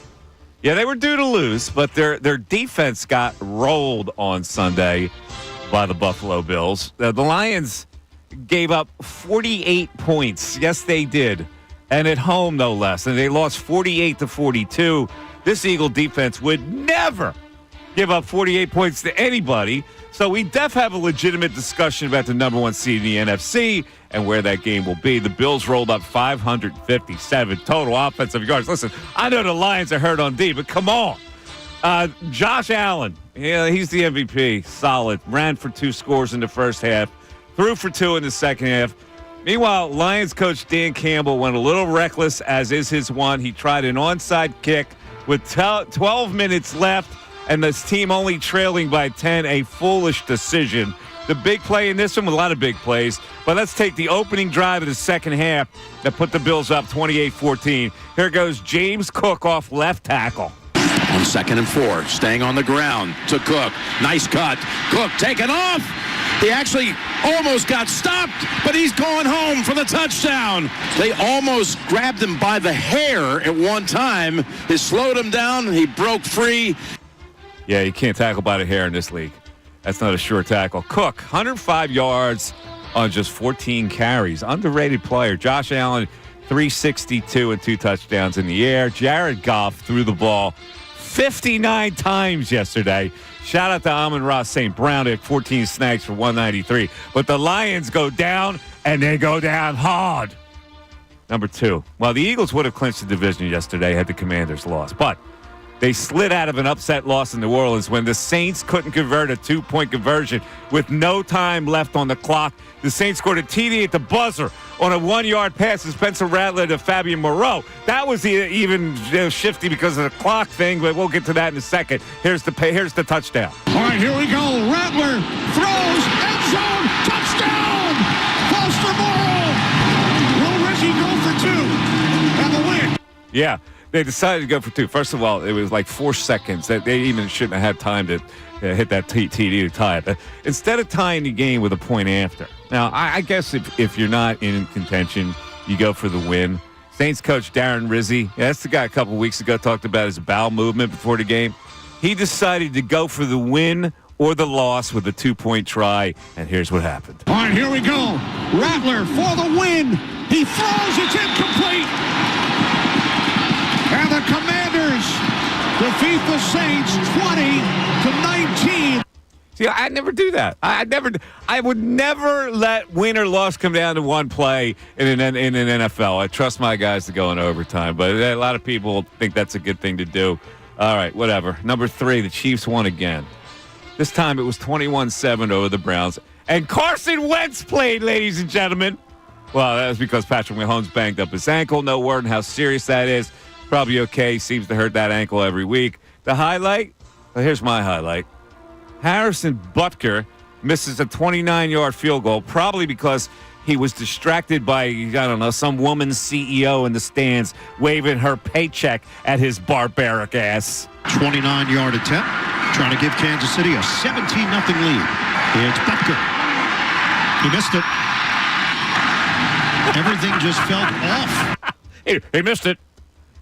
Kansas, that's the same broadcast, right? That goes, Kansas, touchdown, Kansas City, right? Is that the same guy? He missed it. If there's ever a guy I want to miss, it's that guy. Number 4, Aaron Rodgers and Davante Adams turned back the clock on Sunday. Adams, who really hadn't done much as a Jet, probably because he's overeating with a Taco Bell in his own house. But he had 9 catches in this game from Rodgers for 198 yards and 2 TDs, all in the second half. The 71-yard bomb with 3:24 remaining gave the Jets the lead. Deep for Adams. He's got Davante Adams. Adams is going to take it into the end zone for a Jets touchdown.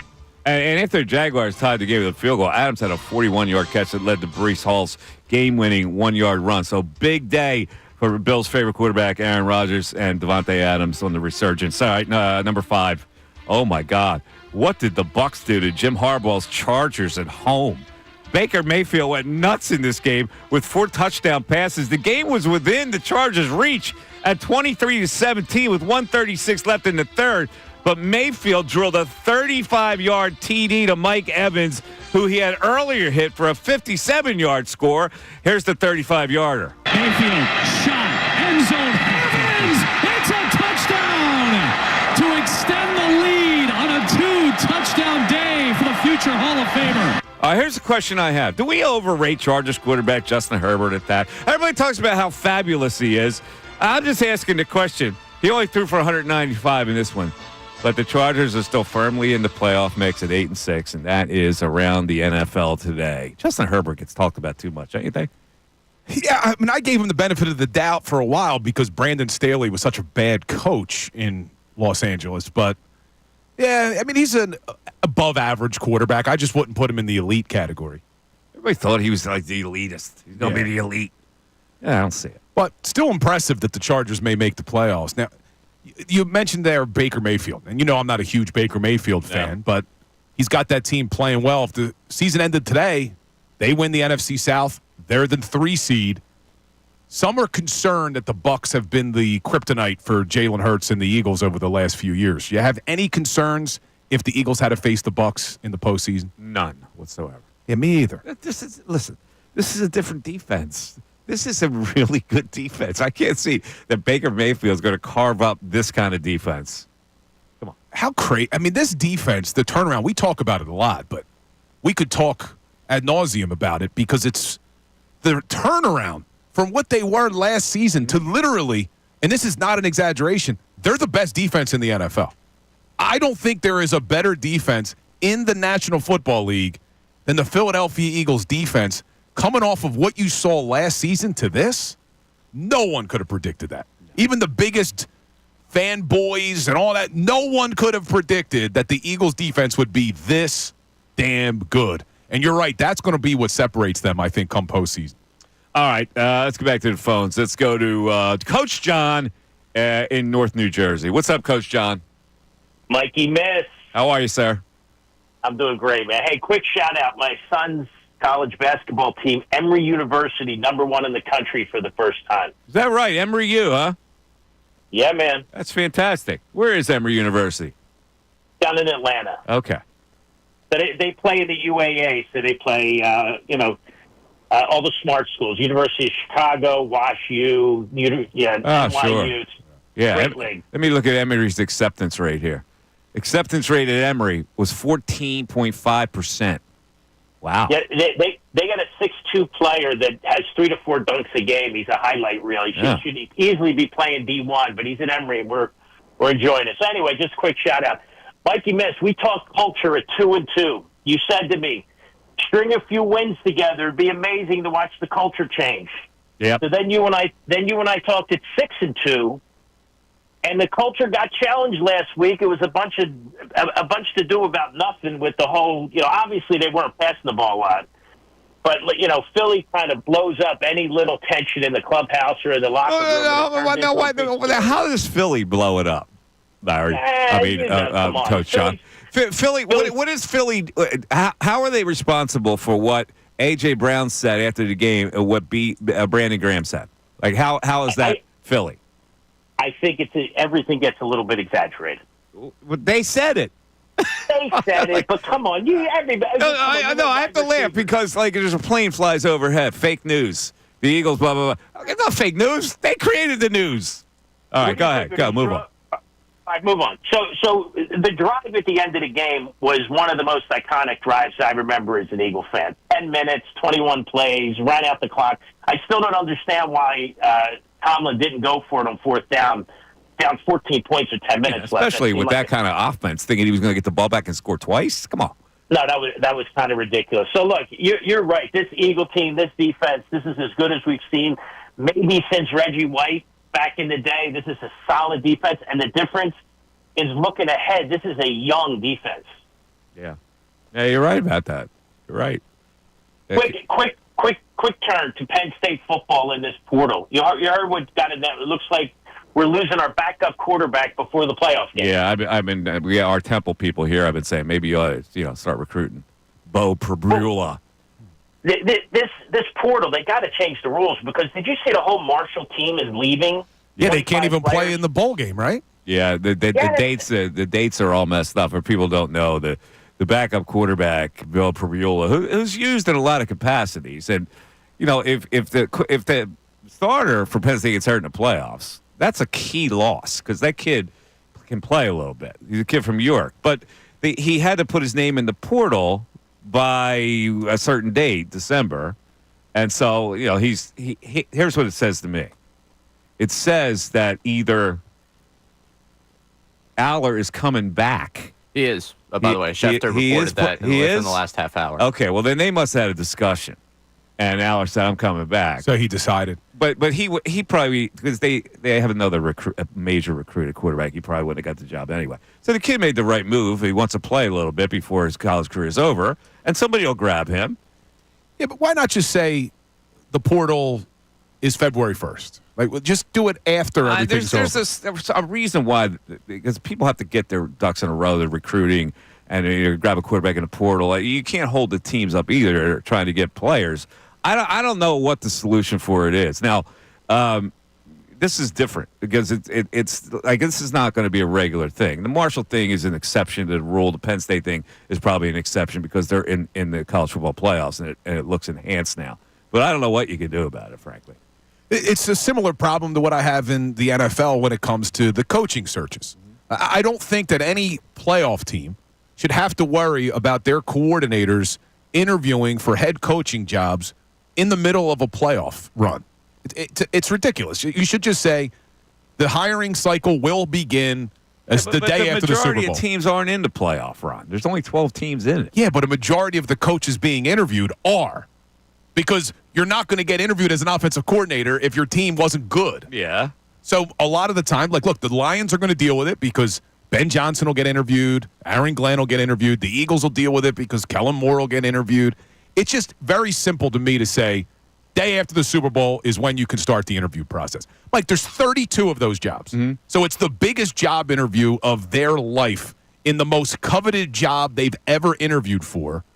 And they got to do it while they're preparing for an NFC championship game or a divisional game. It just doesn't make sense to me. I hate that. It should be after the Super Bowl. Well, for the people in Dallas who are making the trek up to see the playoff game at State College, let me just look at my forecast here. Ooh, Saturday. A little cold? A lusty 16 degrees at State College. 16. Enjoy your vacation. Do you ever see planes, trains, and automobiles? Yeah. When they're freezing on the back of the truck, and he's like, "How cold do you think it is?" He says, 1. It's going to be cold. These folks have not seen cold that they're going to see Saturday. It is going to be a cold one. Plus, I got news for you. It's metal bleacher seats. Oh, is it really? Yes. I've never been to the metal bleacher seats. I've never been to Happy Valley. Bring an ass warmer, you people from Dallas. Metal bleacher seats in 16-degree weather. Oh, my God. Let's get back to the phones with Jimmy in Germantown. Jimmy, you're on 97.5 The Fanatic. Jimmy. Mikey, what's going on? I missed you. What's happening, Jim? It's been a while. How you been? Good, man. How you doing? I can't complain. I done had another baby since our last. Congratulations! You, congrats. Thank you. Her name Gemma. She'll be 2 in May. Oh, beautiful. I was telling your producer I worked down there. I won't say who I worked for, but I worked down there, and the vibe yesterday was intense. I felt like I was on CBS every time I saw Pittsburgh do something. Yeah. I would see all them terrible towels waving. I'm like, oh, snap. I feel like I'm on. It looks like I'm in Pittsburgh, but I know where I'm at. I'm at work. Yeah. I'm at the link. It's crazy. Yeah, Steve, listen, I'll give Steele. Were there any problems down there, Jim? No. No, good. To my I'm glad to hear that. I do security. To my knowledge, no. Okay, cool. So Pittsburgh What people and Philly people got along yesterday. I like it. For the most part, yes. I had a guy in my section. He was talking major trash, but it was hilarious because he was friendly about it. He said he lives in South Philly. He was cool. What I wanted to talk about was, though, why did they try to make? I tried to get on last week. Why did they try to make such a big thing about the passing, and then they get what they want, and it's like, all right, now what? What we doing? What do you mean? What do you mean now? What? Most people are satisfied. They needed to work on that, don't you think? Yeah, I won't say work on it. Just pass the ball a little more. Well, yes. Well, that's working on it. You got to create a scheme where you get the ball out of his hands quick, get the ball into your wide receiver, so you make them smile a little bit, like they're into the game. Well, wide receivers are out there on a cliff. You know? Definitely are, and I definitely seen AJ on a few slants yesterday. I was like, oh, all right, he's doing what he's supposed to do. Yeah, Brady explained it pretty well about wide receivers' mentality. You know, they're out there. They're kind of like separate. They send them out, they flank them out, and they don't feel like they're part of the team unless they're getting the ball. So that's why they turn into divas. Ridiculousness. Mikey Miss, it was good talking to you. All right, Real Jimmy, quick. you take care. You keep calling. Real quick, what we doing with Joel Embiid? Oh, does he still play? Is he still? I don't know, do we? We got good vibes going right now. Don't bring us down. Is he still in town? Does he still wear a 60? Well, at least we still got Rookie of the Year. Listen, man, I don't know. You know, there's just this seems like just such a cursed year. I can't even comment. I don't even know what to say. Another face injury. Jared McCain now is going to have surgery. He's going to be out for several weeks because of that. It's a lost season. It's a season from hell. And if you think it's going to just magically appear in the playoffs, I think you're very misguided. I have never seen a bad vibe like this rebound into something good. If I didn't have bad luck, I'd have no luck at all. That's Eddie, Mush. That's Eddie Mush from the Bronx in Tale. your favorite movie, The Bronx Tale. But the call, I'm forgetting the caller's name. What was it, Jimmy? Yeah, Jimmy from Germantown. So Jimmy talking about the passing game. We've been talking about it a lot, and I know the media has been talking about it a lot, but I don't think this was something that was fabricated. The team itself felt like they needed to work on it. The team itself had meetings this week to work on it, and they showed the world they can, in fact, pass the football. But I think it was something that needed to be addressed. It's a reason why the Eagles addressed it. There's a reason why they worked on it this week, because it wasn't very high functioning. People are programmed to blame the big bad media for causing conflict. When the big bad media, all they did is report on the conflict that was created by the absence of a passing game and then comments afterwards. I have to laugh at this because it's like such a low-hanging fruit for the public to blame the media for stuff. Yeah. Like a guy hires a plane that says fake news. You know, like, all right, whatever. Well, and then I saw whatever you say. Jimmy Kempski from where's he at? The Athletic, right? Philly Voice. Philly Voice. So he retweets it and says fans are angry at BG, and then the people apparently who paid for the plane said, "No, we're not angry at BG. We're mad at the media. We're mad at the media." It's like, well, what did they do? Yeah, that's all right. Brandon Graham said it. You know, it's okay. But I'm okay, Mike. Though it's an ungrateful profession. It is that we live in. But I will say I am okay with the team spinning it to us versus the world. If that's what they needed to do, because they don't want to look internally and say Brandon Graham and Jalen and AJ. No, it was the media created this, and now it's us versus everybody, and they came out and played angry. I'm okay. It's called fake galvanizing. And I'm okay with it. 610-632-0975. We're going to roll into the noontime hour. We got the news at noon. Your calls, more discussion on your Philadelphia Eagles being the best team in the NFC right now. Mike Missanelli Show continues. Fanatics Sports Update. 10 consecutive wins. I'm Ray Dunn. This update is brought to you by Bare Knuckle Fighting Championship. Coming January 25th, the biggest fighting event ever to hit Philadelphia. Knuckle Mania 5 from Bare Knuckle Fighting Championship. Saturday, January 25th at Wells Fargo Center. If things keep up this way for the Philadelphia Eagles, there's a chance that won't only... Are you in that, Ray? Are you in the knuckle sandwich? I am not in the Bare Knuckle Fighting We're going to enter you. Go ahead. All right, sounds good. Well, maybe I'll do it. Why not? It could be a big weekend that weekend in Philadelphia. There's a chance that there could be an NFC Championship game played here that weekend as well. And the Eagles, if they keep winning like this, the way they dominated the Steelers 27-13 on Sunday, win a franchise record 10th consecutive game, maybe we're talking about that at some point. Hurts threw for 290 yards, 3 total touchdowns. A.J. Brown, 8 catches, 110 yards and a touchdown. Devontae Smith, 11 catches, 109 yards and a touchdown. Eagles finally won by way of the pass. Jalen Hurts, really, really blunt in his post-game availability as he started out, asked the media one question. So that's what y'all want to see, huh? Wanted to see that. The Lions lost on Sunday, and we got both of them. The Lions lost. The Eagles now tied for the top spot in the NFC. And much less promising news, 76ers lost to the Pacers on Friday and lost both Jared McCain and Joel Embiid to injury. McCain has a meniscus tear, is out indefinitely, and Embiid has a right sinus fracture. They're back in action tonight against the Hornets at 7 o'clock. Doing the game right here on 97.5 The Fanatic. I'm Ray Dunn, the home of the 76ers and the Flyers. 97.5 The Fanatic and 97.5thefanatic.com.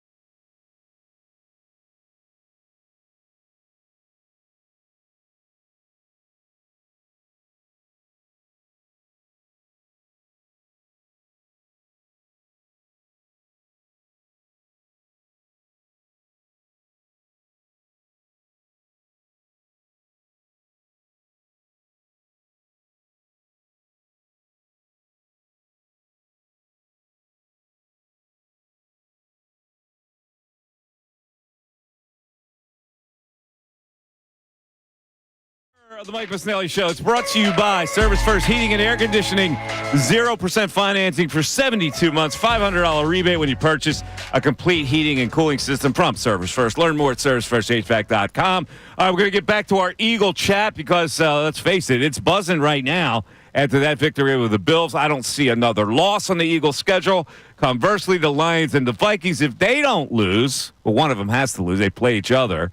So one of them will be eliminated. But if the Lions don't lose, they'll still get the number one seed. The Vikings don't lose, they'll get the number one seed on a tiebreak.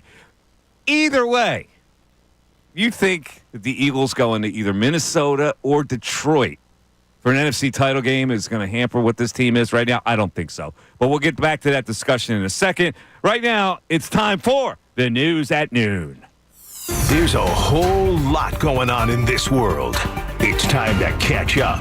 Here's the news at noon. 97.5 The Fanatic and 97.5thefanatic.com. News at noon brought to us by Mr. Ray Dunn. Ray, what do we have today? All right, football focused here as we do on a Football Monday. We will start out in Baltimore where Lamar Jackson had a hell of a game.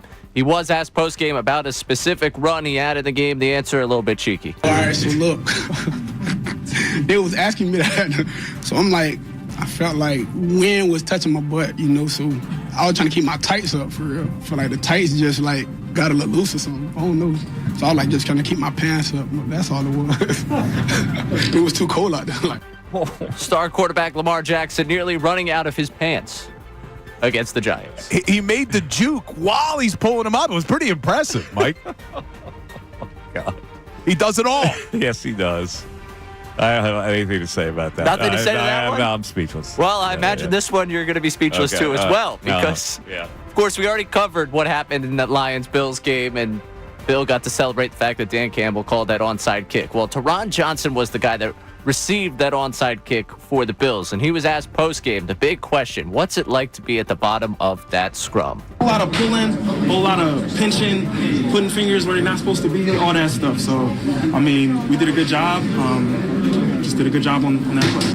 The hell is going on here, Ray? It's been a heck of a weekend in the NFL. What is going on? What sexual assault in those piles going on? I've been on the bottom of those piles. It gets ugly under there. They were probably little fingers with those Division III kids, though, right? Yeah, they do everything to try to get you to drop that ball, let me tell you. And sometimes that's Division III fingers, man. That's not NFL fingers. They're grabbing not always the football, if you know what I mean. But just to correct. Little tiny hands on those division. Yeah, just to correct, though, that was the second onside kick, I believe, right? Because the one that he did at the 12-minute mark, that was Matt Collins took the other way. By Mac. Yeah, so that was the second one, what he's talking about. The second one, that's correct. But yeah, you don't want to be at the bottom of one of those piles, I'm telling you. All right. I didn't think we were going to get Bill's takeaway from being at the bottom of one of those piles. Oh, yeah. Bill's analysis. Not great. You just hold on to that ball and pinch. That's why you're not in Division I, son. You're too grabby. All right. What's the third? The last one here. We'll keep it a little bit more serious on this one. Jim Nantz, they've been doing that CBS on-site pregame, which I think is, they're kind of trying to replicate the college football model of getting people excited before a game. Jim Nantz has been joining it at the beginning of their pregame show to kind of break down the game and what they're looking at today. And he had an interesting take on what he was expecting to get out of the Lions and Bills game. This game, I think, is going to be played back again on February 9th. I do. And for today, there's a lot on the line for both sides. But I think they're playing for the right to be the next crowned America's team. I love this city. I have a lot of ties through the years of coming through and watching this city prosper now. I love this city, too. I know you do. Super Bowl 40. But there's something about too. I love Buffalo. And I think that the winner of this game is the new America's team. Okay? That team down in Texas, they've carried that mantle long enough without production. And it's time that we look at someone else. That is nauseating, brown-nosing, gratuitously. That's so pandering. Fake. Oh, my God, Jim. Come on now. I thought he was above something like that. I'm a big Jim Nantz fan. That's sickening. Yeah, that was pandering at its best right there. Good My Lord. God, Jim Nantz. Better get back to golf commentary and Stop with that, rah-rah stuff. Yeah, what was that all about? Why is he trying to suck up to the Detroit fans? Because he was there. He just wanted to hear people roar. You know how that goes. He wanted people to cheer. We've done that in the past with Philly fans when we're out on remote. We can't do that. Come on. You're a national broadcaster. Yeah, you can't pander. And it's not going to be the Bills and the Lions. It's going to be the Bills and the Eagles, Jim Nance. Ray, I'm surprised you didn't play the audio of hole number 17. Dan Campbell calling the onside kick. Freddie Couples. You didn't have the audio of Dan Campbell? No. Yeah, he was like, all right, men, here's what we're going to do here, men. We're going to surprise them with a declared onside kick with 12 minutes, and then the Lions. Do we have his explanation? Going to run wild. We have his explanation? Yeah, he admitted it was the wrong damn call. He did? I don't know if you have it, Ray, but he did. We'll try to find that. He admitted after. Before, I need this is I'm like a junkie today. I need my Jalen fix. So before we get back to the phones, I need to hear the great philosopher, Jalen Hurts. When you're able to win in multiple ways, obviously talented and the opportunities are there, but it comes down to having good discernment of when to do something and when not to. I've always said and believed that you want to make sure that all of your tools are sharp when you need them. So when it's time to use them, you can go. And I don't think there's a doubt. I think, frankly, there's an effort there. The approach is a little different this week, and the grass will be green where you water it. We decided to water it. We kind of saw the fruits of our labor in that. Obviously, we've been watering the running game a good bit. It's kind of natural to put an emphasis on one thing and kind of take an emphasis off of another and see what you guys have kind of seen. And so, we want to just continue to be well-rounded, push to be well-rounded and water all areas of our yard. Discernment, tools, green grass, fruits. I love it. You loved it, man. He's spot on. But what he said there, and we're joking about some of the things, but we talked about how you got to sharpen your tools. I don't know the exact quote he just said, sharpen your tools.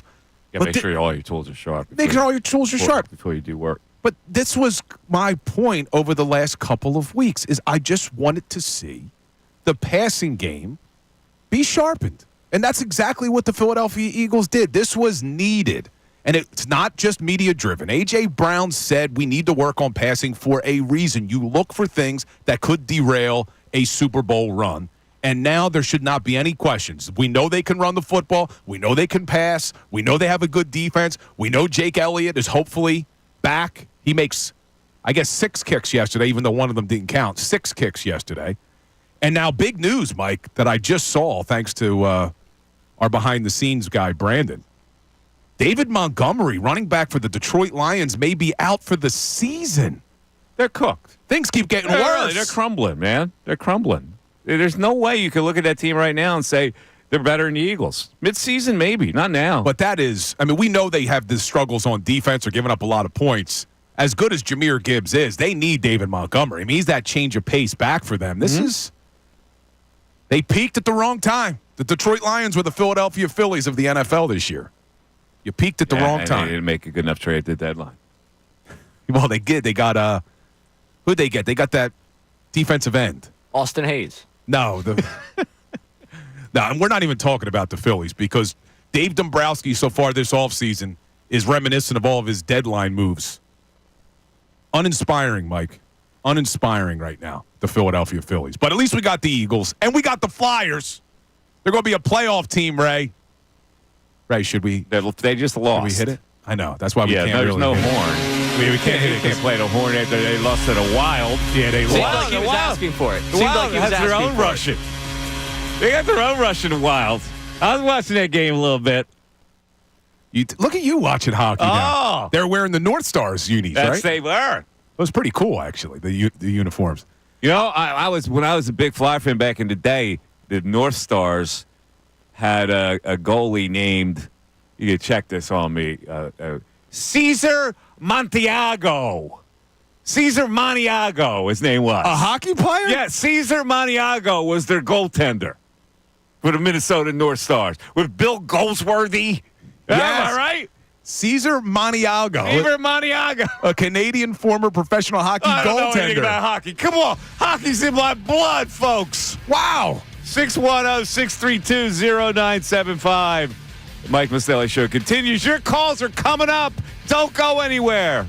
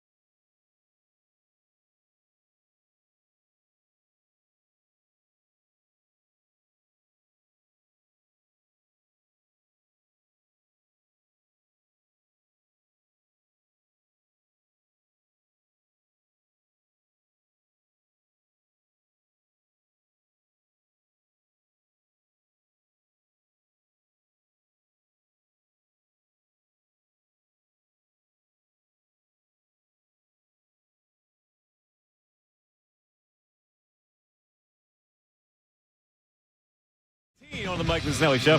97.5 The Fanatic. 610-632-0975. There's just one thing here. I mentioned it a little earlier. I don't want to think that everything was rosy yesterday. There was a moment where Jalen Carter made a stupid thing where he slapped the guy beside the head, and afterwards Sirianni went at him, and Big Dom had to step in, and Clint Hurt, their defensive line coach. See, this is a thing that you don't do as a head football coach to a grown man, a pro player on the sidelines. There's no need for you to do that. The whole world's going to see that, and all that does is make the player mad. This is pro now. So you let your position coach handle it. You let Big Dom handle it or whatever. You talk to him after the game like a man. And you don't do something like that. That's the only thing I will criticize Sirianni for. Now, you thought it was appropriate. I don't think it's appropriate at all. I had no problem with it. I think the head coach, when a player makes a bad decision like Bill. that. Come on, yes. not in pro ball. No, you don't see head coaches do. You see idiots do that. But what did we see him guys do? Like, who does that? The guy in Denver. Yeah, but what did we see him do? Well, if Sirianni, you're right. I mean, if he's going to embarrass the guy, but you should be able to talk to your players. You're embarrassing the guy by getting in his face. He's a pro player. Players don't want that. These aren't college kids. They're not college. You can do that to a college kid. You can't do it to a pro player. It's embarrassing. You're embarrassing a pro player on television. So you think that the head coach should have just ignored it? Yes. But no, you talk to him, but you don't talk to him on the sideline like that. You don't do that. A pro coach has to have, as Jalen Hurts says, good discernment. Yeah, I disagree.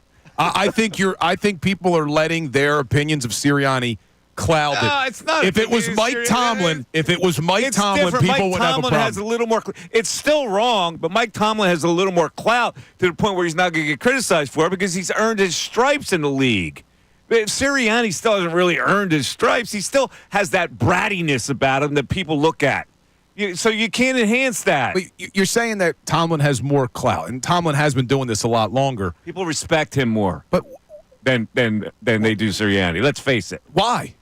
I mean, what else? He's been in it for 100 years. What else does Sirianni have to do now? He's not a venerable coach. Venerable coaches have a lot more leeway to do something like that. Sirianni's been successful. Yes, that doesn't mean he's venerable. What if your boy Dan Campbell would have done it? We would have been, Dan Campbell holding his players accountable. Idiotic, but Dan Campbell doesn't do that to his players. He never gets in his players' face. He may bark a lot, but he knows as a player, the last thing a player wants is for the coach to get in his grill on the sidelines where the whole world can see it. I do not have a problem. I don't care if it's professional, college, whatever. When a player makes a bad decision like that could cost your team, and you take a personal foul. Like he punched a guy in the helmet. Did he know he made a bad decision? 100 people probably told him. His teammates told him he made a bad decision. The defensive line coach told him he made a bad decision. Big Dom probably told him he made a bad decision. The head coach doesn't have to go over and make it an issue. I'm just saying, make that issue private. That's part of being a mature head coach. Think about what you just said. The head coach doesn't have to say something to a player that commits a personal foul. He can say it to him when the time is more appropriate than on the sidelines because he's already been told it's the wrong thing.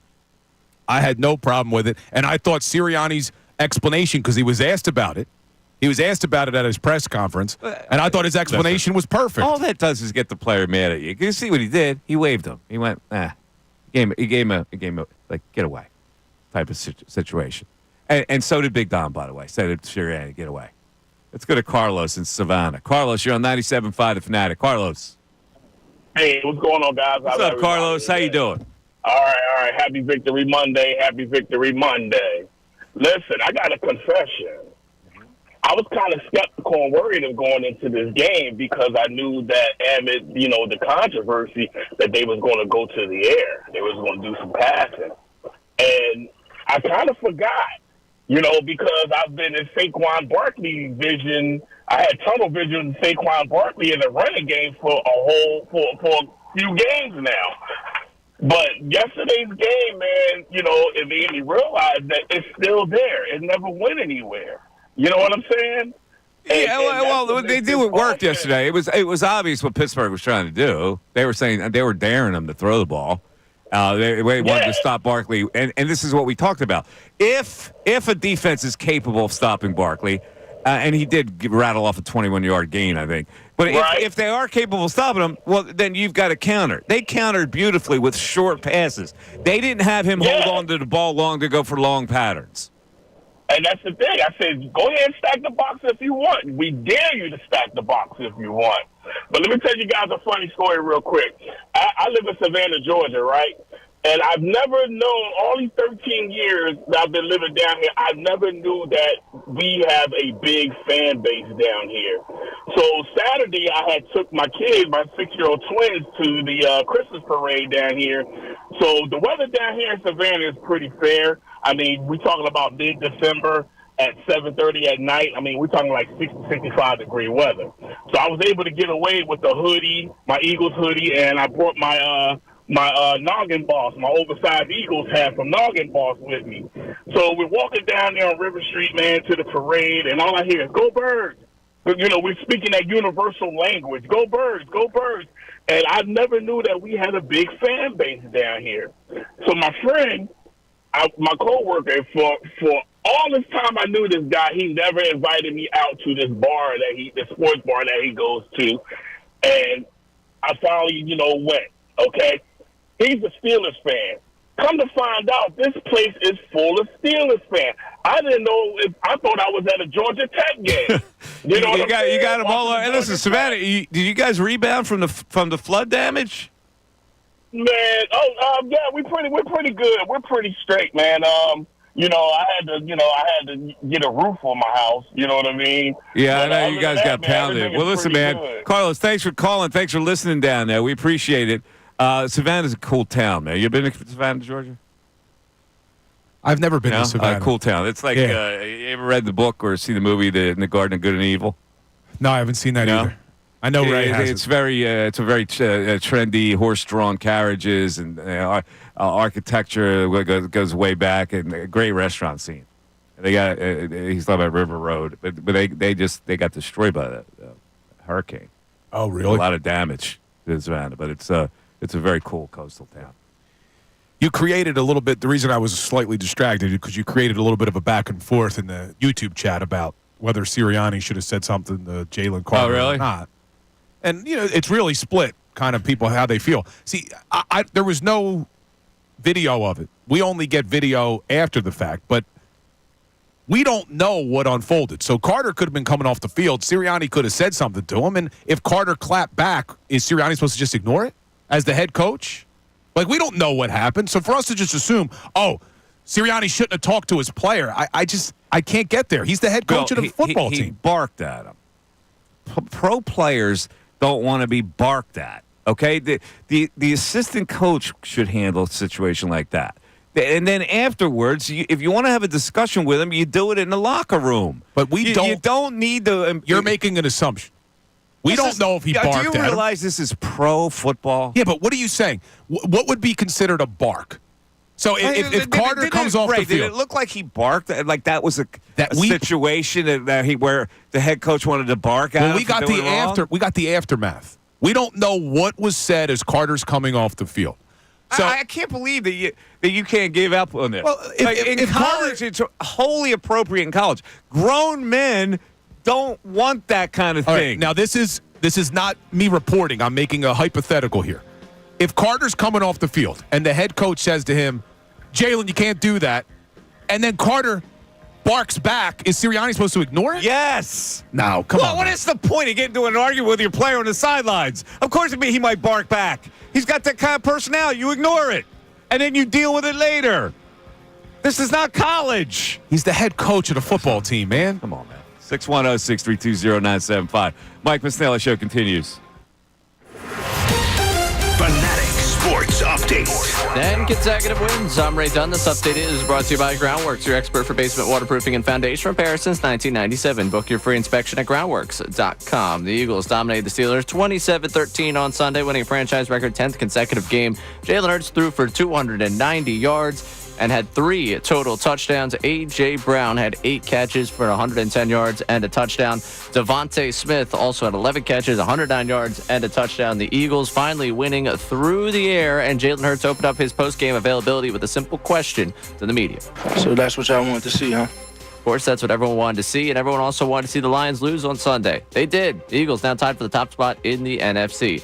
In much less promising news, 76ers lost to the Pacers on Friday, lost both Jared McCain and Joel Embiid to injury. McCain has a meniscus tear, and Embiid has a right sinus fracture. They're back in action tonight. Well, the 76ers are back in action tonight against the Hornets at 7 o'clock. You can listen to the game right here on 97.5 The Fanatic. This update's also brought to you by PayPal. Get exclusive cashback offers in the app, and with the PayPal debit card, stack 5% more in your chosen monthly category and up to $1,000 in purchases. Don't just pay. PayPal. I'm Ray Dunn in the home of the 76ers and the Flyers. 97.5 The Fanatic and 97.5thefanatic.com.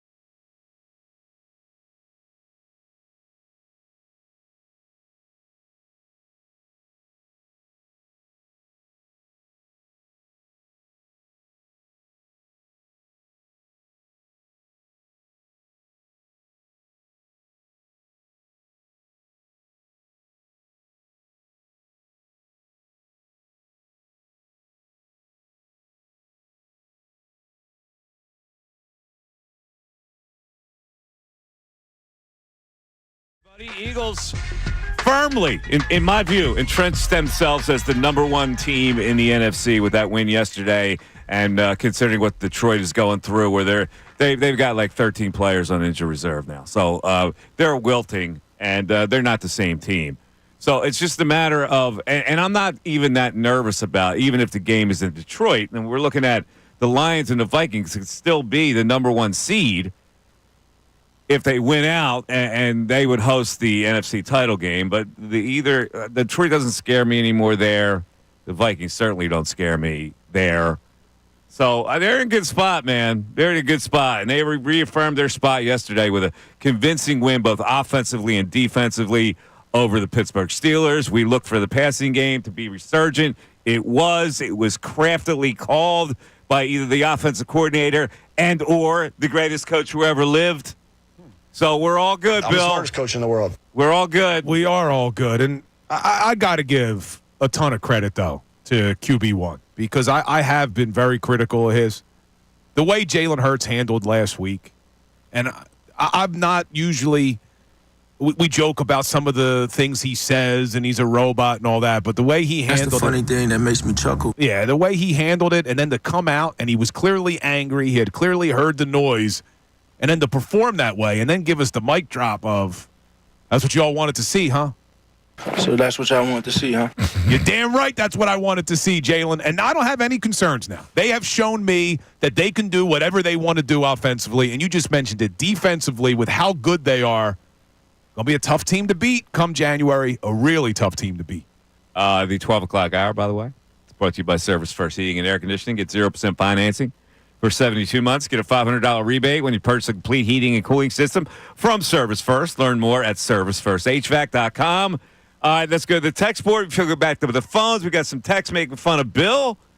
Yeah, really? What are they making fun of? They wanted to even out some of the praise earlier on the show. Yeah, you can't get me a big head here, so bring me back down to earth, right? Kevin from Idaho. Bill and his give a man a fish reference. Shaking my head. More like give a Bill a Sunday win and he's singing Sirianni Love on Monday. But give a Bill a few more days to marinate and he'll find a way to overly praise Sirianni and find a made-up weakness in the Eagles. Wow, made-up weakness. That's not fair. Yeah, I don't think it was a made-up weakness. It wasn't a made-up weakness. Everybody was saying the same thing. We wanted to see them improve on an area that could come back to haunt them, and they showed they can. Yeah. So we're there. Jay from Jersey. Bill fan club? How many burner phones does Grandma Ellie have? Grandma Melly, I'm glad. A lot of people were asking about Grandma. Yeah, I saw that on social media. Yeah, we were getting asked on Twitter. So Grandma Melly's hasn't been feeling well. She's in a lot of pain, so I'm hoping that we can get her to call in because I know she's still making time to watch her Eagles. She loves her Eagles. She loves her Sixers, so she's heartbroken about that. But I'm going to see if I can get her to call in, but she hasn't been feeling well lately. Okay, so is she still listening to the show? Yeah, she Grandma still listens. Godspeed. Well wishes. Get healthy. We want to hear you back on the air here. Everybody loves you. Yeah, you know she's not feeling well when not only is she not calling in, she hasn't even been going to the casino. So if she's not going to the casino. The slot machines. Oh, yeah. Yeah, but we're going to get her back up. She's just got some pain, like hip pain and stuff. It's funny, though, now that, well, I guess I could talk about this. In New Jersey, I don't think it's legal yet in PA, but in New Jersey, people they go to the dispensaries now medically to thing. And it's just funny hearing my grandma call my mom, like, I need my marijuana. Oh, does she like to burn? She needs her gummies. Oh, the gummies. For her pain. It's just, if you would have told me, 20, 30 years ago that my grandma would be calling my mom looking for weed gummies, I would have told you were crazy, So you're how the world changes. You're not walking to Grandma Ellie's and she got the monster bong on the coffee table. Her and Snoop Dogg. Like Last time I went over from True Romance, when they walk in on Brad Pitt. Yeah, I don't remember that scene. Wait, you don't remember that scene? I don't remember that scene. Okay, you got to be kidding me! It's one of the greatest scenes go back ever. And watch. Yeah. Where he's Floyd. And they come in, the mob guys come in with guns. I don't remember. And he's all now. Stoned.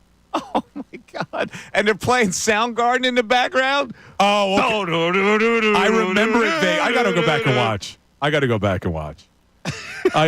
watch. But yeah, Grandma, puff puff pass, Granny, puff puff pass. Let's go to Alex in Bethlehem. Alex, you're on 97.5 The Fanatic. Alex. Yo, guys. First and foremost, best wishes to Grandma Ellie. The more we hear about her, the more awesome and badass she is. So I appreciate that, man. Wish to her. Yeah, no doubt. Bill, how about Nick Lombardi? Nick Sirianni. You're damn right. You're damn right, man. Most winning coach, active head coaches. He's got the best winning percentage of any of them. Come on now. So much good. Bill, Mike, Ray, what I loved about the game plan was that we came out and we spread them out. And we had the empty backfield sets, and that really caught Pittsburgh off guard. Our offensive coaches have been the ones caught off guard in the first quarter. But yesterday, it was our game plan that had the Steelers perplexed early on. And, I just liked just everything that I saw. I thought the first play of the game was brilliant. Because the Steelers are out there when they want to get the ball to the wideout. So it says make sure we cover where they're going, and the tight end is open downfield. Boom. Tremendous. Yeah, well, just love the play calling, love the play design. And lastly, guys, I've given credit to the O-line, the defense, the running back first. But, Bill, like you said, I got to give, all the flowers to Jalen Hurts. He was spectacular yesterday. He was the best player on the field for either team. So that's all I got, guys. Thank you. Keep the main thing. That's right. Appreciate the call. Let me ask you about Calcaterra. Because he kind of come from nowhere. He catches the ball. He got like a little Zach Ertz in him. Yeah, a little bit. I mean, they it seems like a something reliable in the guy to keep him on the roster for the last couple of years, right? Yeah. You see something. And I thought in this past draft that they would have drafted a tight end because Goddard has been not healthy the last few years. He can't stay healthy. But they must have believed in Calcaterra, man. He's only 26. But, yeah, you open up the game, to your point. Open up the game. They go to Calcaterra for 22 yards. Mm-hmm. Then they go to A.J. for 7. Then they go to Devontae for 21. Yep. Not a bad 3 plays to start the damn game. Perfect. Great call. Jeff in Doylestown. Jeff, you're on 97.5 The Fanatic. Morning, Mike. What's up, Jeff? Love you. Great. Go Eagles. But I'm calling about the Sixers. I'm a Philly basketball guy in my 70s. It's a disgrace. I mean, this ownership, and it falls on the ownership in my mind now. They haven't done anything right in 14 years. And every one bit, nothing works out. Listen, this owner. I don't know whether I can blame the ownership. I think the ownership had the right mindset in hiring people to build this thing, and the people just haven't built it. I understand that they want to win, the owners, but it seems they're incapable of it, and we're suffering. I mean, I can't watch 5 minutes of the game anymore. It's just. It's just so frustrating, and now they're going to get a new stadium in the middle of town. I don't see any way out unless they sell the team to somebody else. Why would they sell the team? I understand. No, I understand that. They won't sell the team. I wondered if there's any way it could possibly happen. No. That's wonderful. Yeah, there's no way they would want to sell this team because they've got a new horizon with this new building coming up. Yeah, of course they want to win, but it's really about entertainment. It's not about sports. I don't know why you have a problem with the new thing. I know a lot of people. Why? What is your concern now that this thing's going to go forward? Maybe because it's because the franchise is terrible. Yeah, but so what? You have a new building to that's a good thing for the franchise. Is it? Yes. Why wouldn't it be? They don't have their own building now. If you were the owner, wouldn't you want your own building?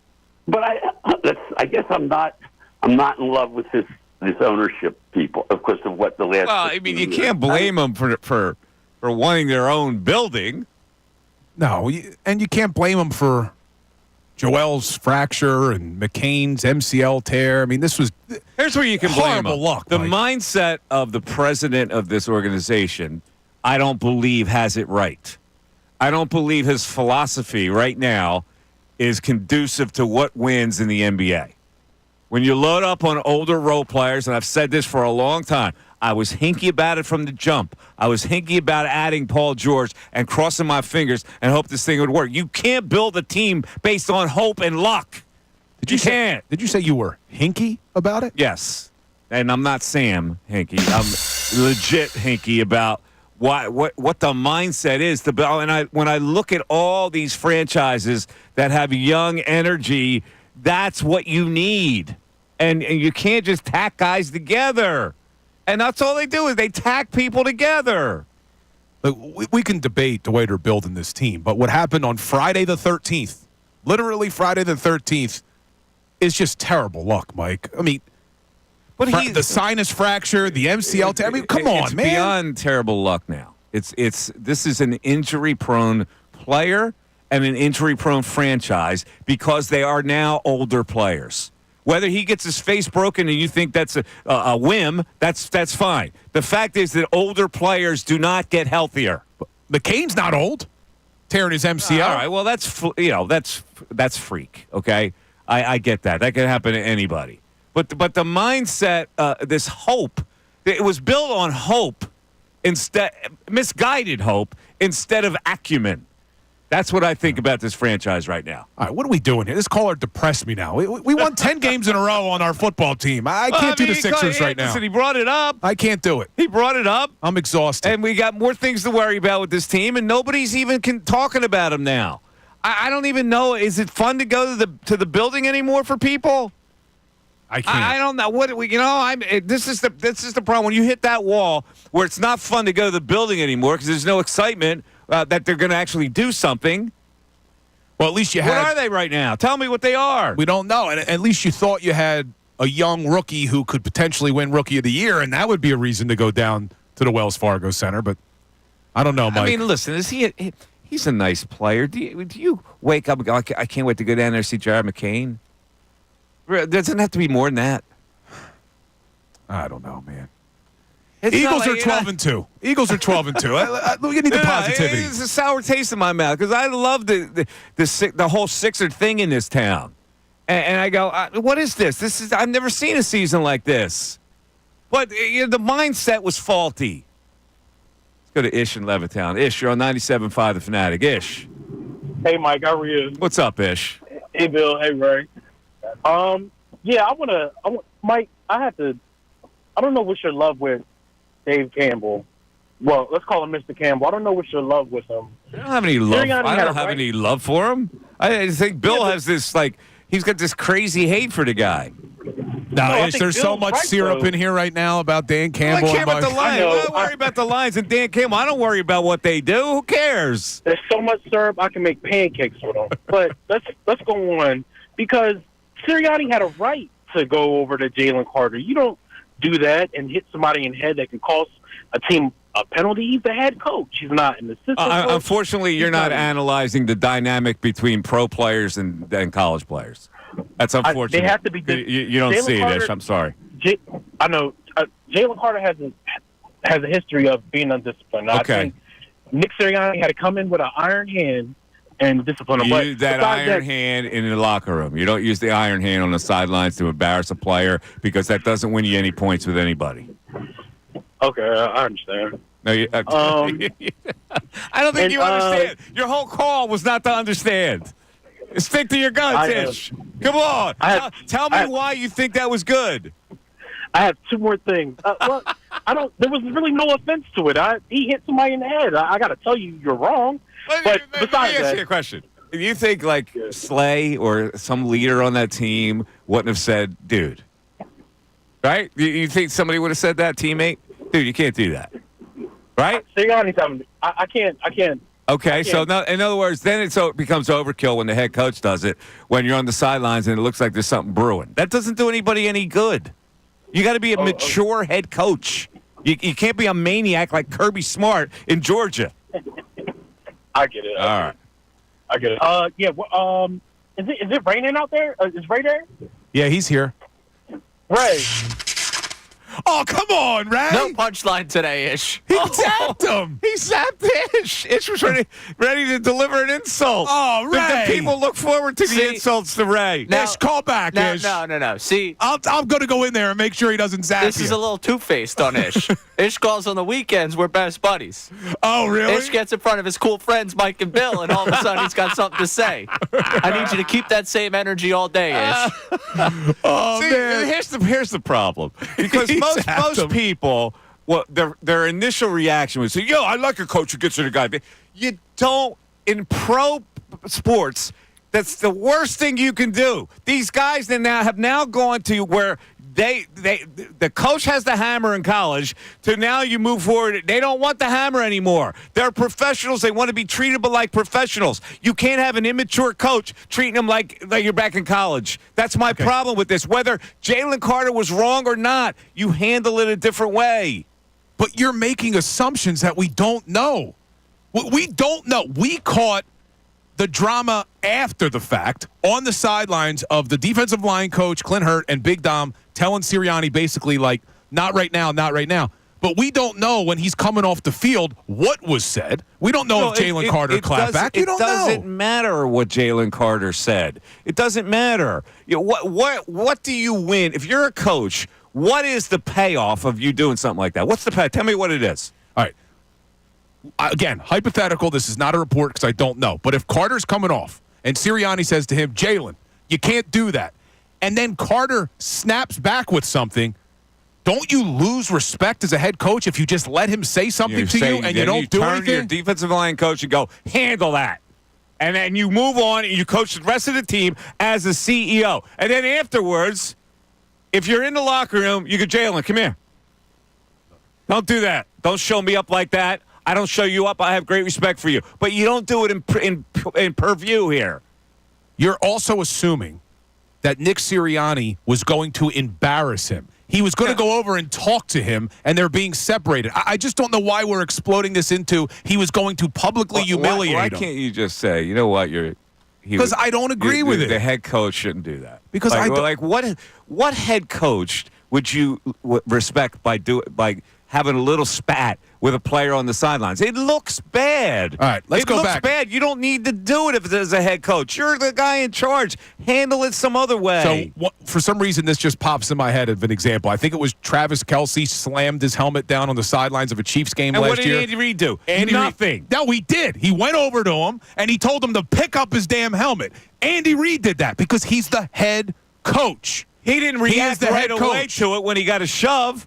He didn't react to it because he knows that doesn't do any good.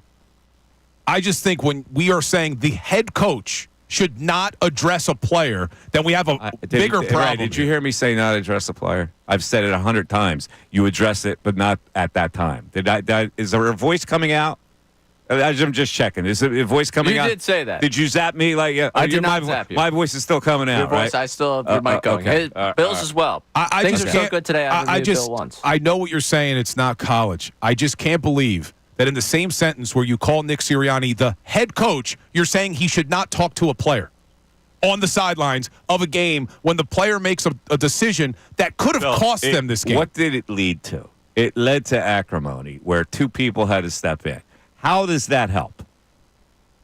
But why are you blaming I'm just asking Sirianni you a question. for How that? does it help? Sirianni needs to know when to walk away because it doesn't help if you get into a beef with the guy. You handle that later. You're a head football coach with a professional sport, a professional man, a man who's no longer a college guy who's under the thumb of a dictator head coach in college. You treat them like men at this level. And a man should be able to get spoken to about a mistake that they made on the field without reacting that way. I don't know. Look, I love Jalen Carter, man. He's an all-pro player.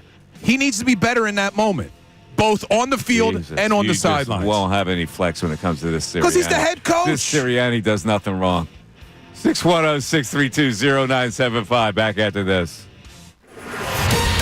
Fanatic Sports Update. 10 consecutive wins. I'm Ray Dunn. This update is brought to you by Bare Knuckle Fighting Championship. Coming January 25th, the biggest fighting event ever to hit Philadelphia. Knuckle Mania 5 from Bare Knuckle Fighting Championship. Saturday, January 25th at Wells Fargo Center. The Eagles dominated the Steelers 27-13 on Sunday, winning franchise record 10th consecutive game. Jalen Hurts threw for 290 yards, had 3 total touchdowns. A.J. Brown, 8 catch, 110 yards, and a touchdown. And Devontae Smith had 11 catches, 109 yards, and a touchdown. Eagles finally won by way of the pass, and Jalen Hurts opened up his post-game availability with a message basically to all those that said they couldn't do that. So that's what y'all want to see, huh? That's what a lot of us wanted to see going into Sunday. Something else we wanted to see, the Lions lose to the Bills, and they did. The Eagles now tied for the top spot in the NFC. In much less promising news in town, the 76ers lost to the Pacers on Friday, lost both Jared McCain and Joel Embiid to injury. McCain has a meniscus tear, is out indefinitely. Embiid has a right sinus fracture. They're back in action tonight. Well, the 76ers back in action. Those two are not back in action tonight against the Hornets at 7 o'clock to end the game right here on 97.5 The Fanatic. I'm Ray Dunn, the home of the 76ers and the Flyers. 97.5 The Fanatic and 97.5thefanatic.com.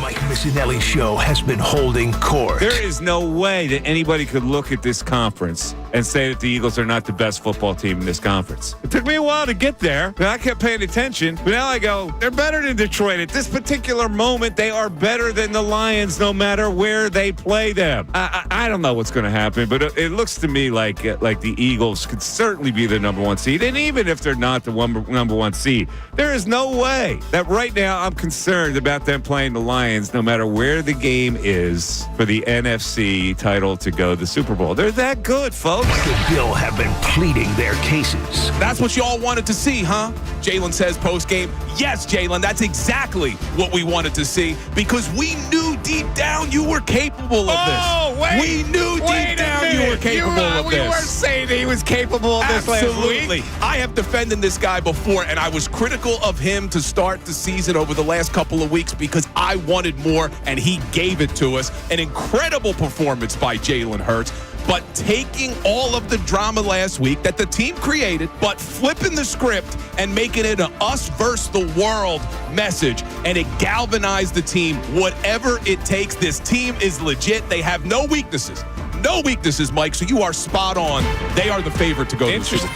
The Mike Missanelli Show holding court is brought to you by Grunko Law, your law firm when you need help because of an injury.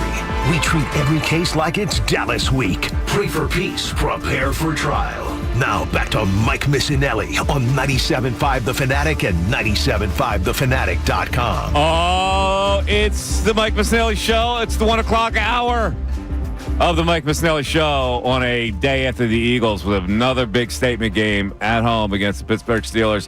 1 o'clock hour brought to you by Ferguson HVAC Line. Conklin, attention HVAC contractors for equipment, parts, and supplies for every heating and cooling job.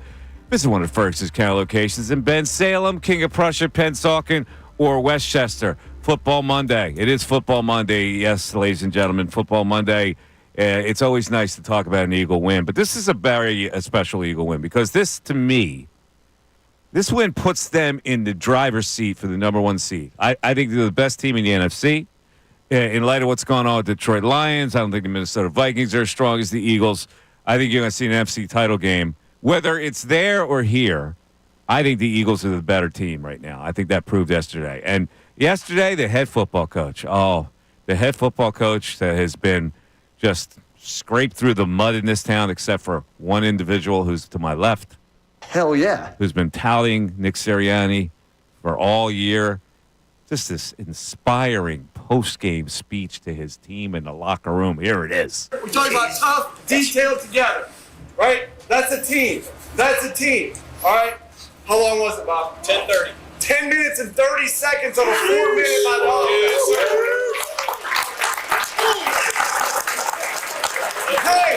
Hey, you want us to run it? We can run it. Yeah. You want us to pass it? How about that pass? Yeah. Defense, stopping them on short fields was incredible. You guys played your ass off as a group together. Awesome job, defense. Remember, right? That was a tough win against a tough team. Hungry, humble. All right, it's more than just this. It's more than getting this win. We just want to keep getting better. Hungry and humble. We got a lot to be thankful for. We're working. We're getting to work on Monday.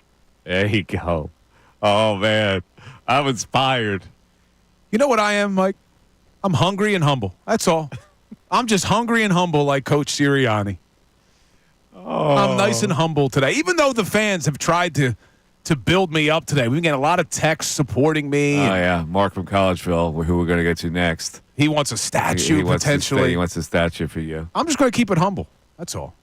By the way, Jalen Hurts, afterwards, rocking the Kangol. And the big chain he had on. Now let me see if I can tap into you here. In what rap song was the lyric, "Oh no, I forgot my Kangol"?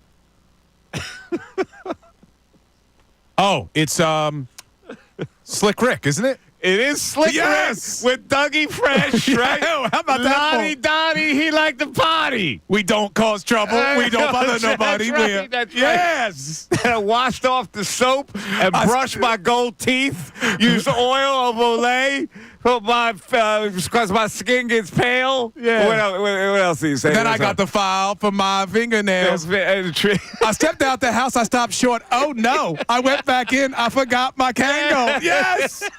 Yes. I threw on my brand new Gucci underwear. I got the Johnson's baby powder and the Polo cologne. Oh, man. That's a great pull right there. Dottie. He liked the party. They used to say they used to do it on every. Who used to do that? Was it Stuart Scott? Yeah, he used to do it on every highlight of Vladi Divac. Vladi Dottie, he liked the party. As cool as the other side of the pillow. Let's go to Mark in Collegeville. Mark, you're on 97.5 The Fanatic. Mark. Mike, Ray, Bill, how are we doing today? What's going on? Not much.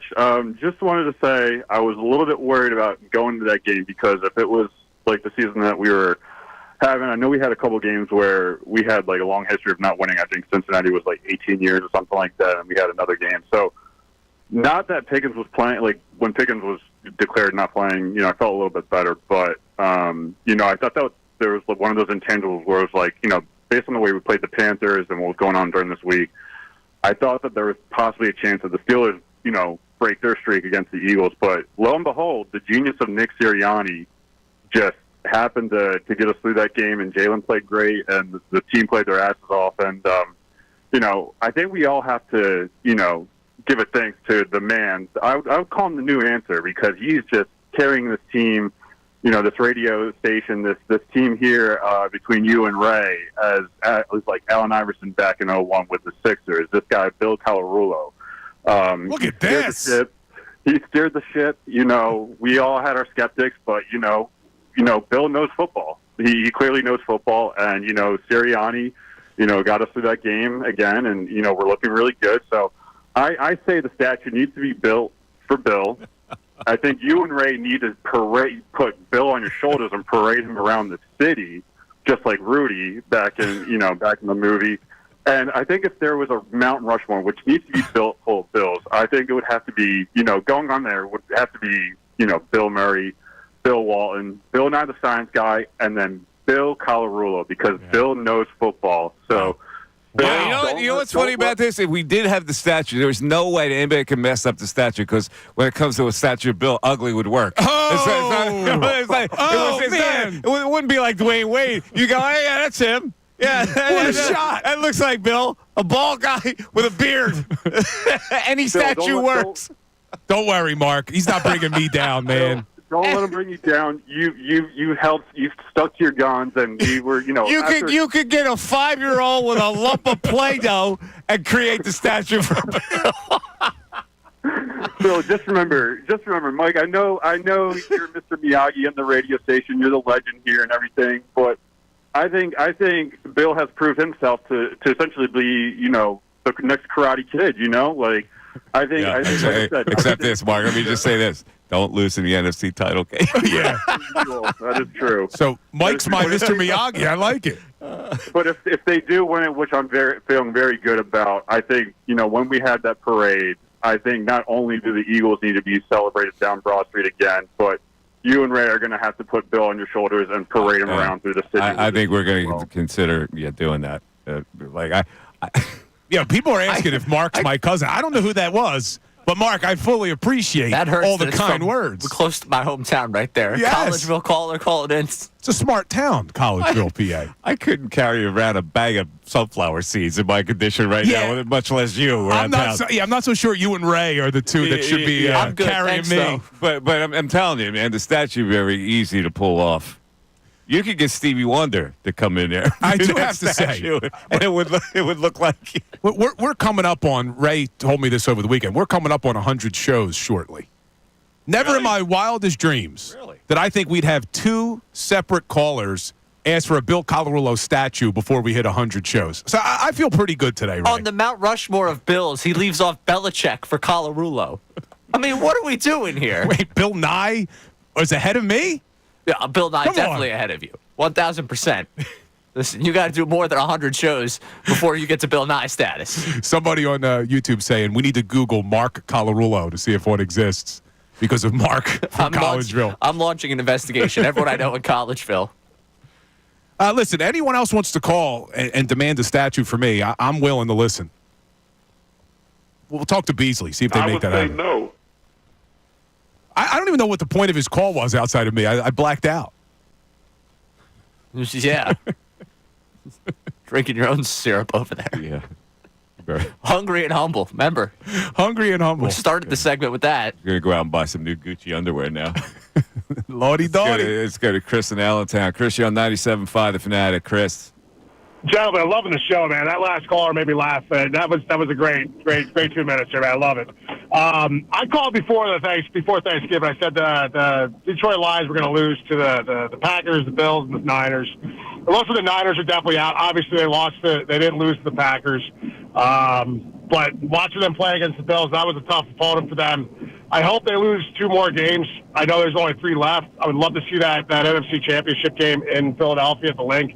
I just think it's a distinct advantage. And I agree with you, Mike, though. I think they can beat anybody anywhere right now. This team is so balanced on defense, offense, even the special teams. I mean, this is a complete football team. I mean, I'm looking at 17 season all over again right now, and it feels really good.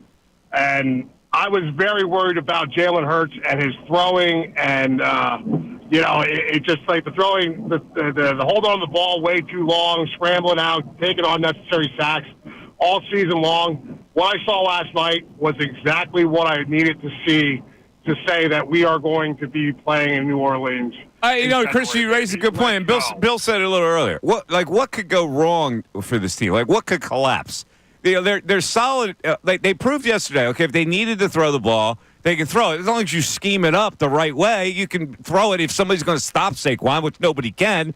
And the defense, look what the defense did to that. Now, I know they were down a man. I get it. And I don't think they're the greatest offense in the world, the Pittsburgh Steelers. But they engulfed that team yesterday.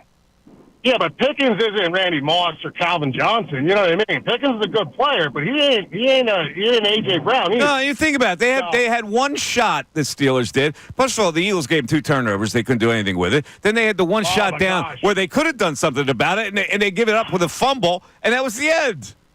Bro, I almost had a heart attack on the second freaking fumble. I'm like, come on, what are we doing here? Let's not kick ourselves in the teeth, man. Like, dude, we just moved the ball down. Like, I just wanted them to roll. My man had the ball out a little bit, Cooper. He'll learn. Yeah, he'll learn. No, man, I'll tell you what, though, that 10-minute drive was lit. And Jalen Hurts, I mean, dude, he's savage. That press conference yesterday was probably one of his best press conferences ever. That was savage. I don't really care. He should have just dropped the mic and walked away after that first line. Dude, he's the great philosopher. Yeah. No, he really is. I love the cockiness, though. I want it. Like that's what y'all want to see, huh? Yeah, I mean, he comes out cocky. He deserved it. He earned it. I mean, we were all critical. A lot of people were critical of his performances over the last few weeks, and he came out.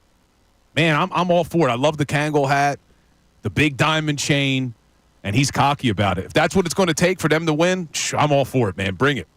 He sees Johnson's baby powder. And is it cool? I thought it was Cool Water cologne. Not Polo cologne. Or maybe that was Snoop Dogg's version. Because Snoop Dogg redid Lawdy Dawdy. That's the one I know. I think the lyric in Dougie Fresh is Polo cologne, but I could be wrong. Yeah, Snoop says Cool Water cologne. 610-632-0975. You reckon with Lottie Dottie, right? Dougie Fresh and Slickery? Yeah? The rumor is that's Right, what he was. his family played as he got on the train to head to Philly for Temple. They all sang, Lawdy Dawdy, Ray's ready to party. You see how difficult it is for me to be happy with them, right? Bally shoes and fly green socks. 610-632-0975. Mike Missanelli Show continues. Eagles hit.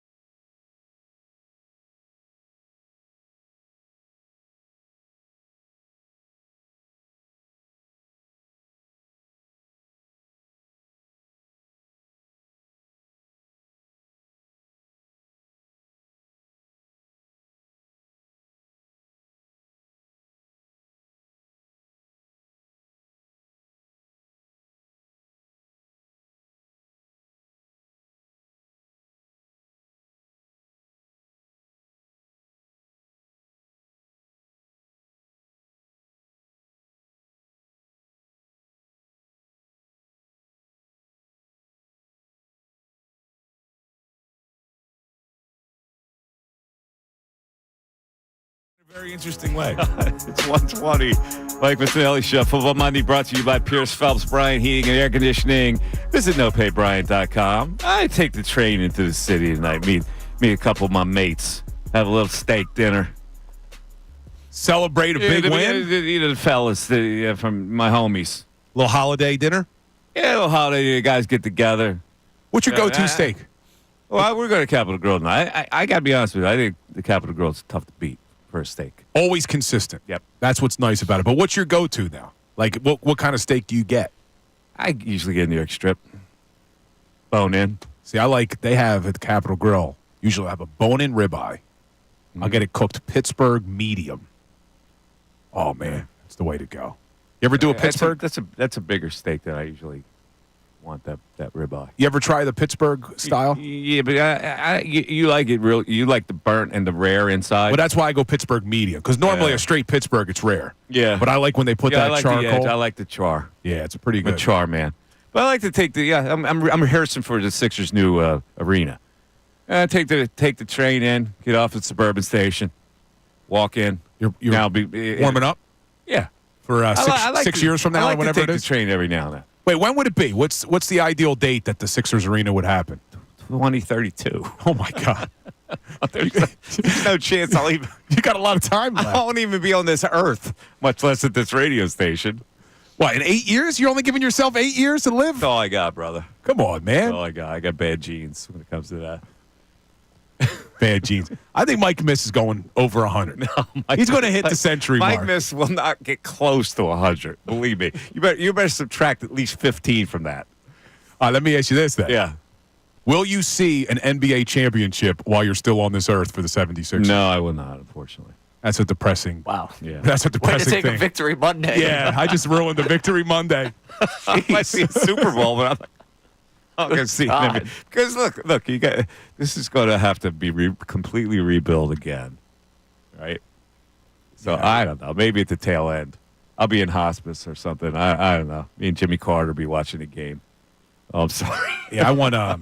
I really want to see the Flyers. That wasn't right. Jimmy was one of my favorite presidents. But I want to see the Flyers hoist the cup, man. I've never seen it. Been waiting for it for 41 years for me. A lot of people a lot longer, but. All right, we'll focus on the Super Bowl first. Let's get that Lombardi trophy again, and we'll take that as a start. All right, let's go to LeVar in Mount Airy. LeVar, you're on 97.5 The Fanatic. LeVar. Oh, man, y'all on fire today with the Lottie Dottie reference. Victory Monday is something else. Y'all showing off. Showing off. I'll tell you, Lottie Dottie was great, too. Oh, it's a classic. It's a classic. It's still a classic. Yeah. So while I was on hold, I rethought my position. And Mike, this is the second week in a row that I called in, and I don't like being on the opposite side of you, bro. Like, I'm usually right there with you. But once again, this week, I think me and you on the opposite side of this whole situation with Sirianni approaching the young gunner for the goofiness. Because when you think about it, it's not about whether or not he should do it. It's about whether or not he has the cachet to do it. Because there's videos of Mike Tomlin doing it consistently on the sideline.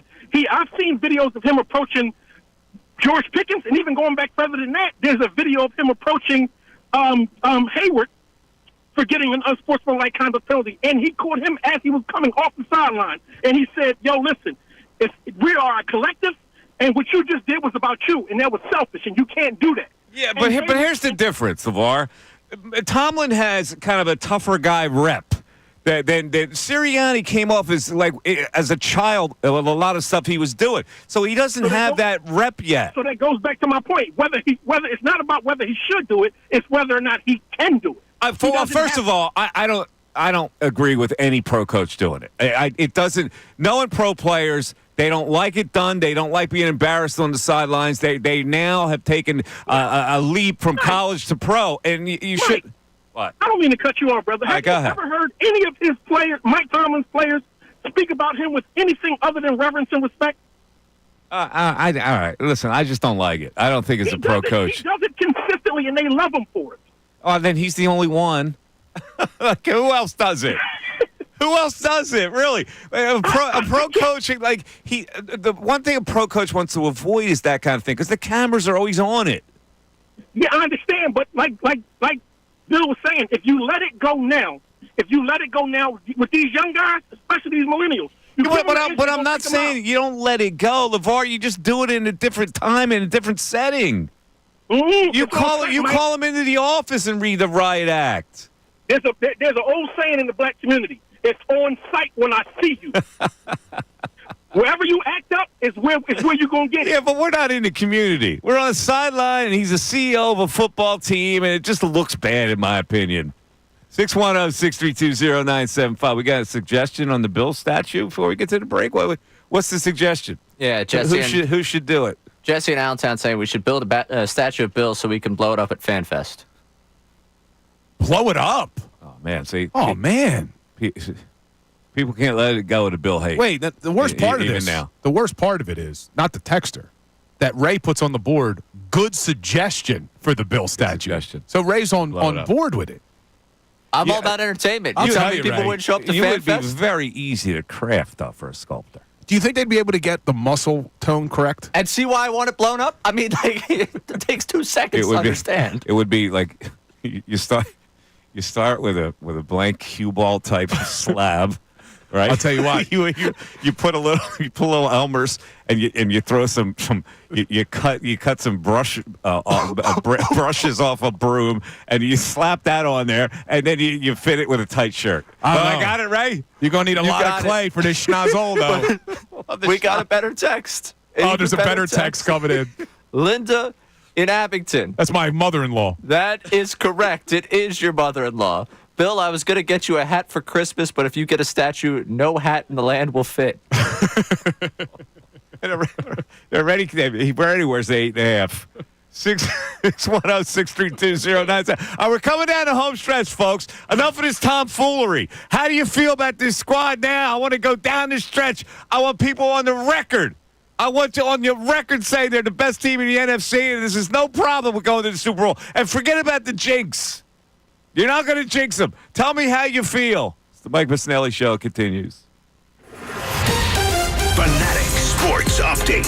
10 consecutive wins. I'm Ray Dunn. This update is brought to you by PayPal. Get exclusive cashback offers in the app. And with the PayPal debit card, stack 5% more in your chosen monthly category on up to $1,000 in purchases. Don't just pay. PayPal. The Eagles dominated the Steelers 27-13 on Sunday, winning a franchise record 10th consecutive game. Jalen Hurts threw for 290 yards, had 3 total touchdowns. A.J. Brown had 8 catches, 109 yards and a touchdown, and 110 yards and a touchdown. Devontae Smith had 11 catches for 109 yards and a touchdown. Eagles finally won by way of the pass, and Jalen Hurts opened up his post-game availability with a simple question for the media. So that's what y'all wanted to see, huh? Yes, that's exactly what people wanted to see. They also wanted to see the Lions lose on Sunday, which they did to the Bills, so now the Eagles are tied for the top spot in the NFC. In much less promising news, 76ers lost the Pacers on Friday, lost both Jared McCain and Joel Embiid to injury. McCain has a meniscus tear, and Embiid has a right sinus fracture. The Sixers are back in action tonight against the Hornets at 7 o'clock. You can tune in right here on 97.5 The Fanatic. I'm Ray Dunn, the home of the 76ers and the Flyers. 97.5 The Fanatic and 97.5thefanatic.com.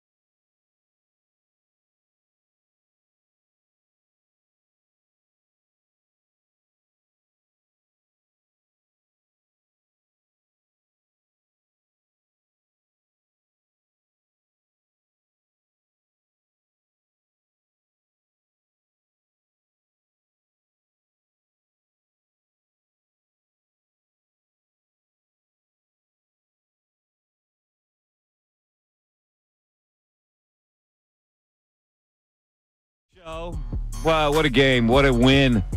23 targets for the wide receivers. How about that? Isn't it simple to fix things efficiently and smartly? Your passing attack was suffering a little bit. You put an emphasis on it. You go short. You get the ball out of his hands quick. Sometimes they make it so hard.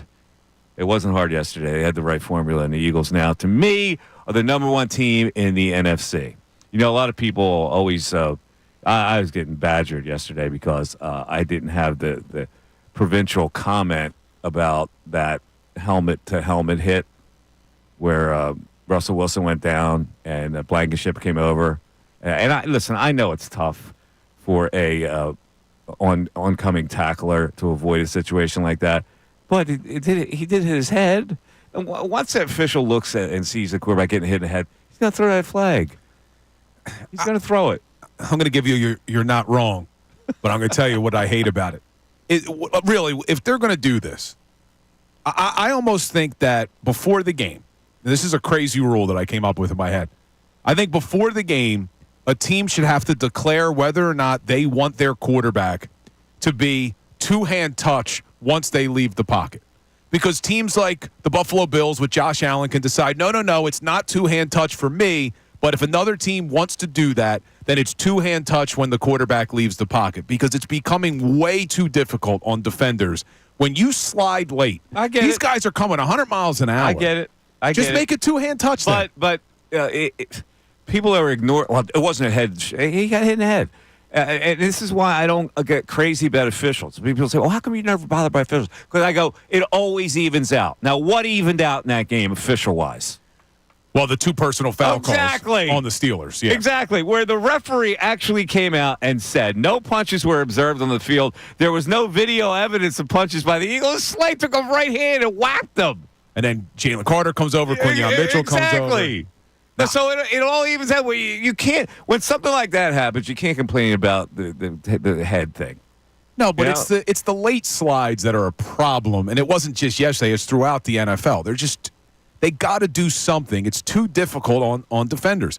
But now to bring it around, though, that play where Slay throws a punch, Quinyon comes over, Jalen Carter comes over, and I saw some other people talking about this on Twitter as well. It brings me back to last season when you and I were doing the postgame shows together after the San Francisco 49ers came in here.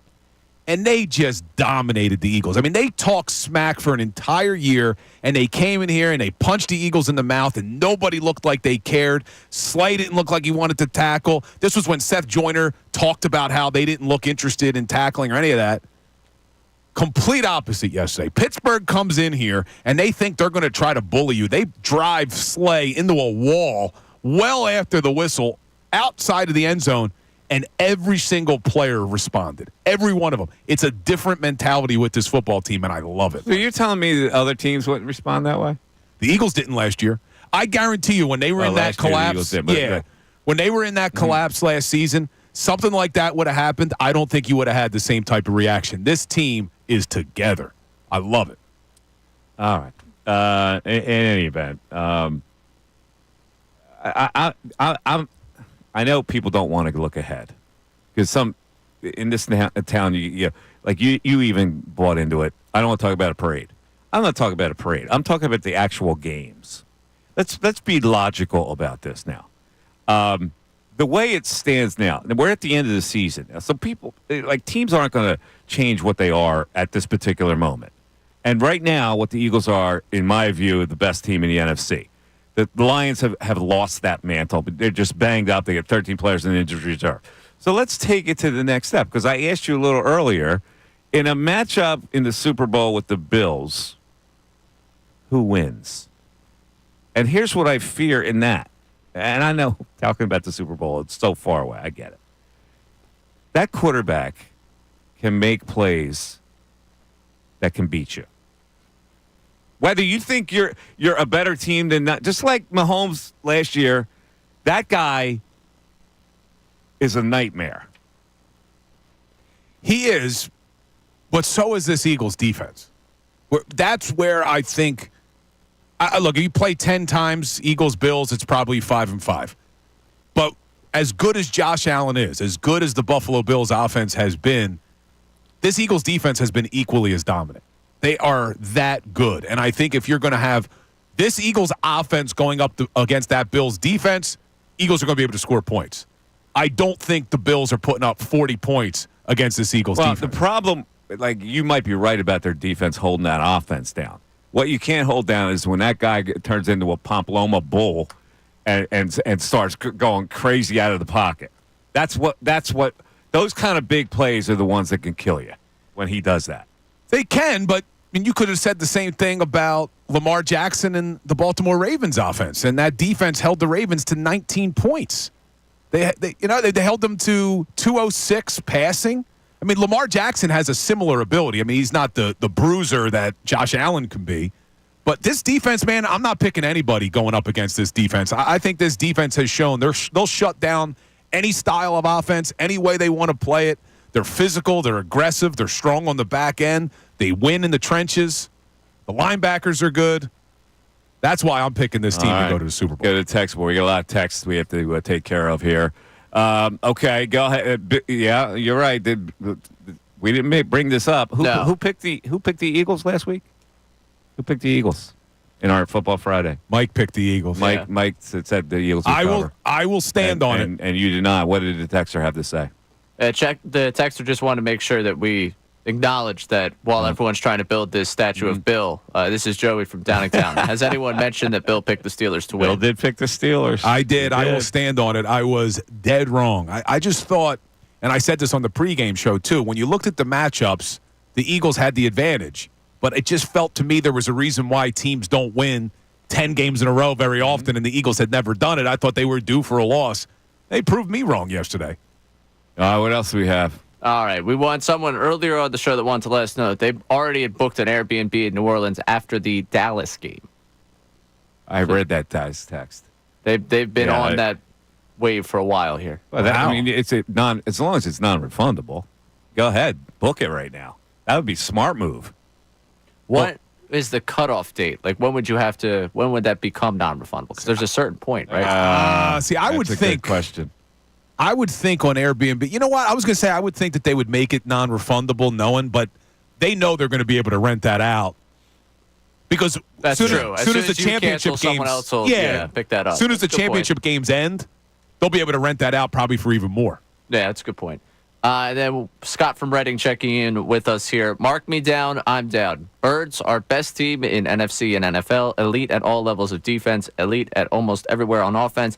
Elite straw stirring by Hurts. This doesn't guarantee a championship, but that drive to end of the game is what we had in 2022. It's got me feeling Super Bowl. What did the odds say now about their chances to win the Super Bowl, Bill? Have the Eagles zoomed up? They have. They're still not in front of the Lions, but they're getting a lot closer. So right now, according to FanDuel's Super Bowl odds, the Bills have the best odds at plus 420. The Lions are number 2 at plus 450. The Eagles are right behind them at plus 500. And I don't remember what they were last week, but they're still behind the Lions. They weren't that close. They are still behind the Lions. That's peculiar, man. And to win the NFC, the Lions are a plus 210. The Eagles are a plus 240. And then a distant third are the Packers and the Vikings, both tied at plus 650. So they're saying the Lions are going to win out, basically, with that. And the last game, they'll beat the Vikings. Is that game in Detroit? They played Vikings in Detroit. I think you're correct. All right, so who do the Lions have left? I know the Vikings have the Bears, Seattle, Green Bay, and then the last game, Detroit. Who do the Lions have left?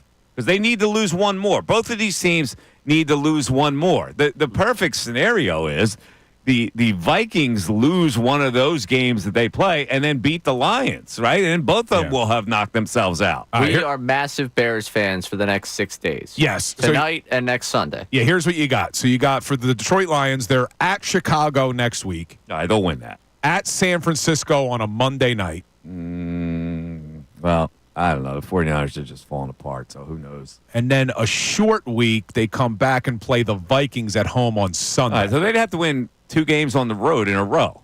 2 on the road, and then a short week coming home against the Vikings.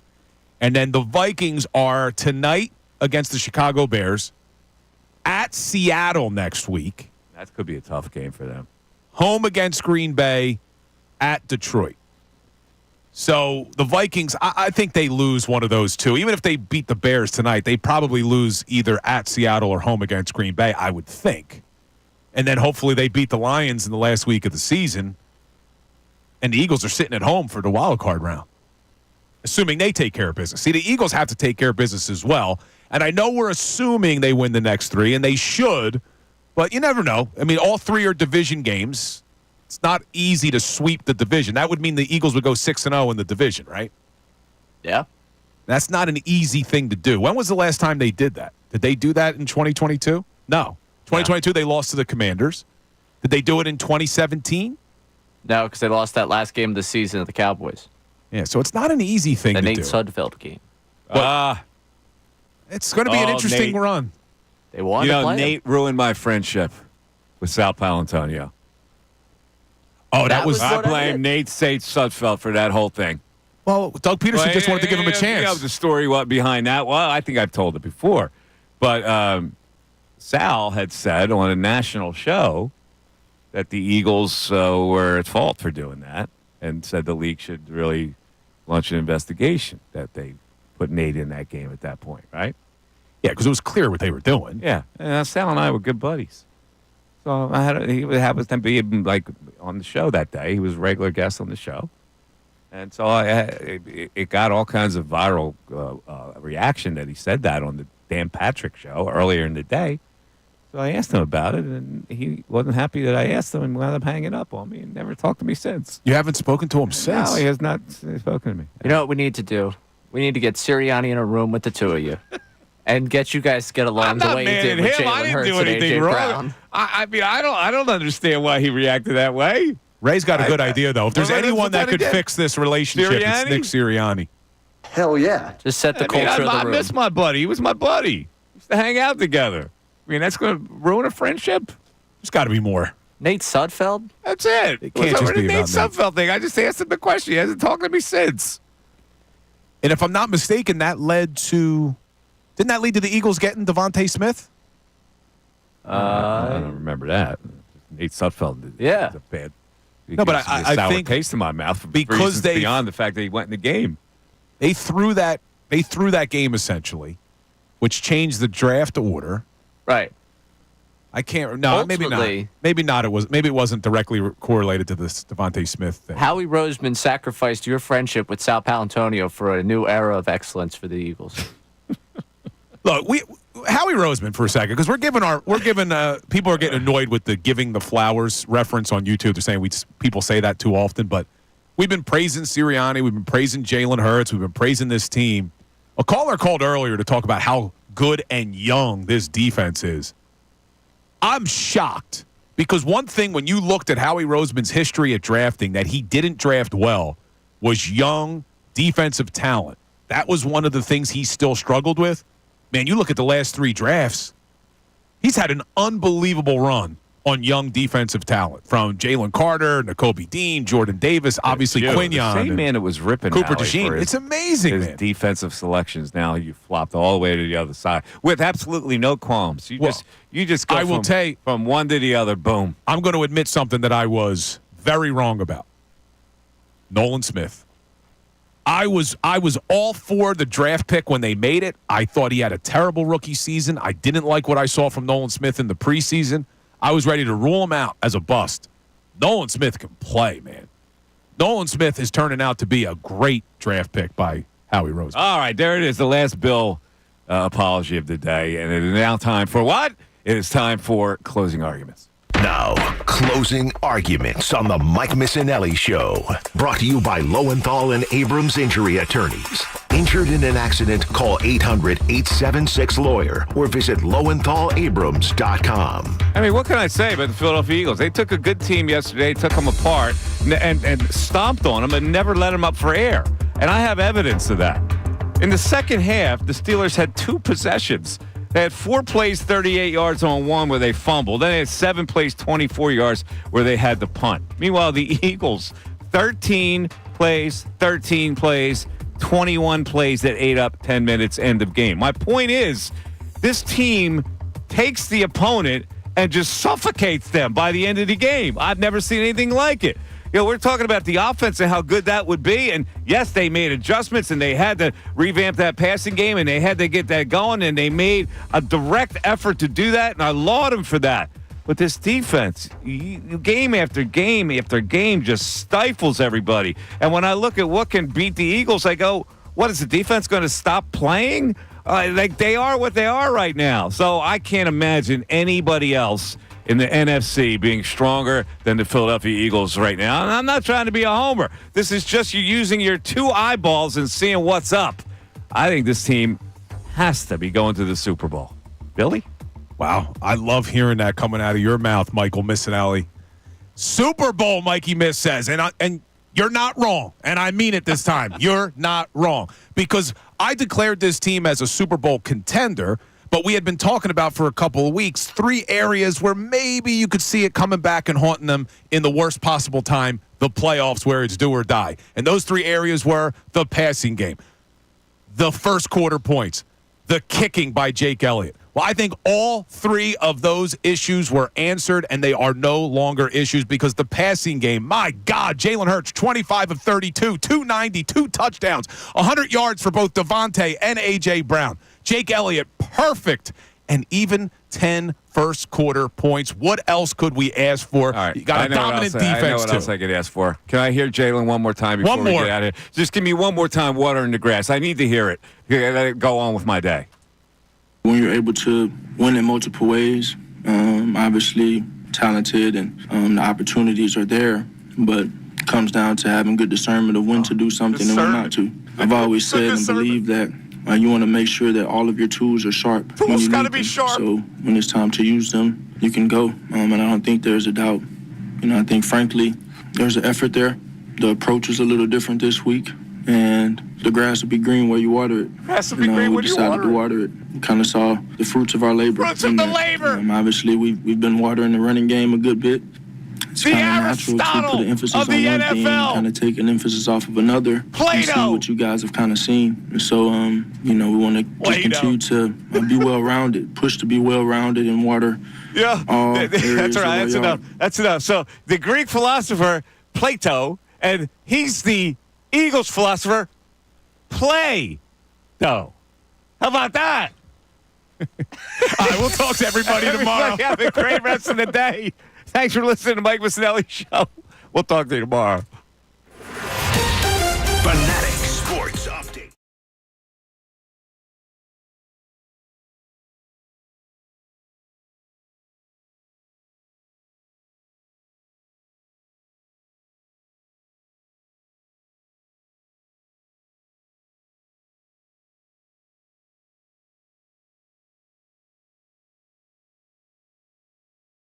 O'clock, tune in the game right here on 97.5 The Fanatic. I'm Ray Dunn, the home of the 76ers and the Flyers. 97.5 The Fanatic and 97.5thefanatic.com.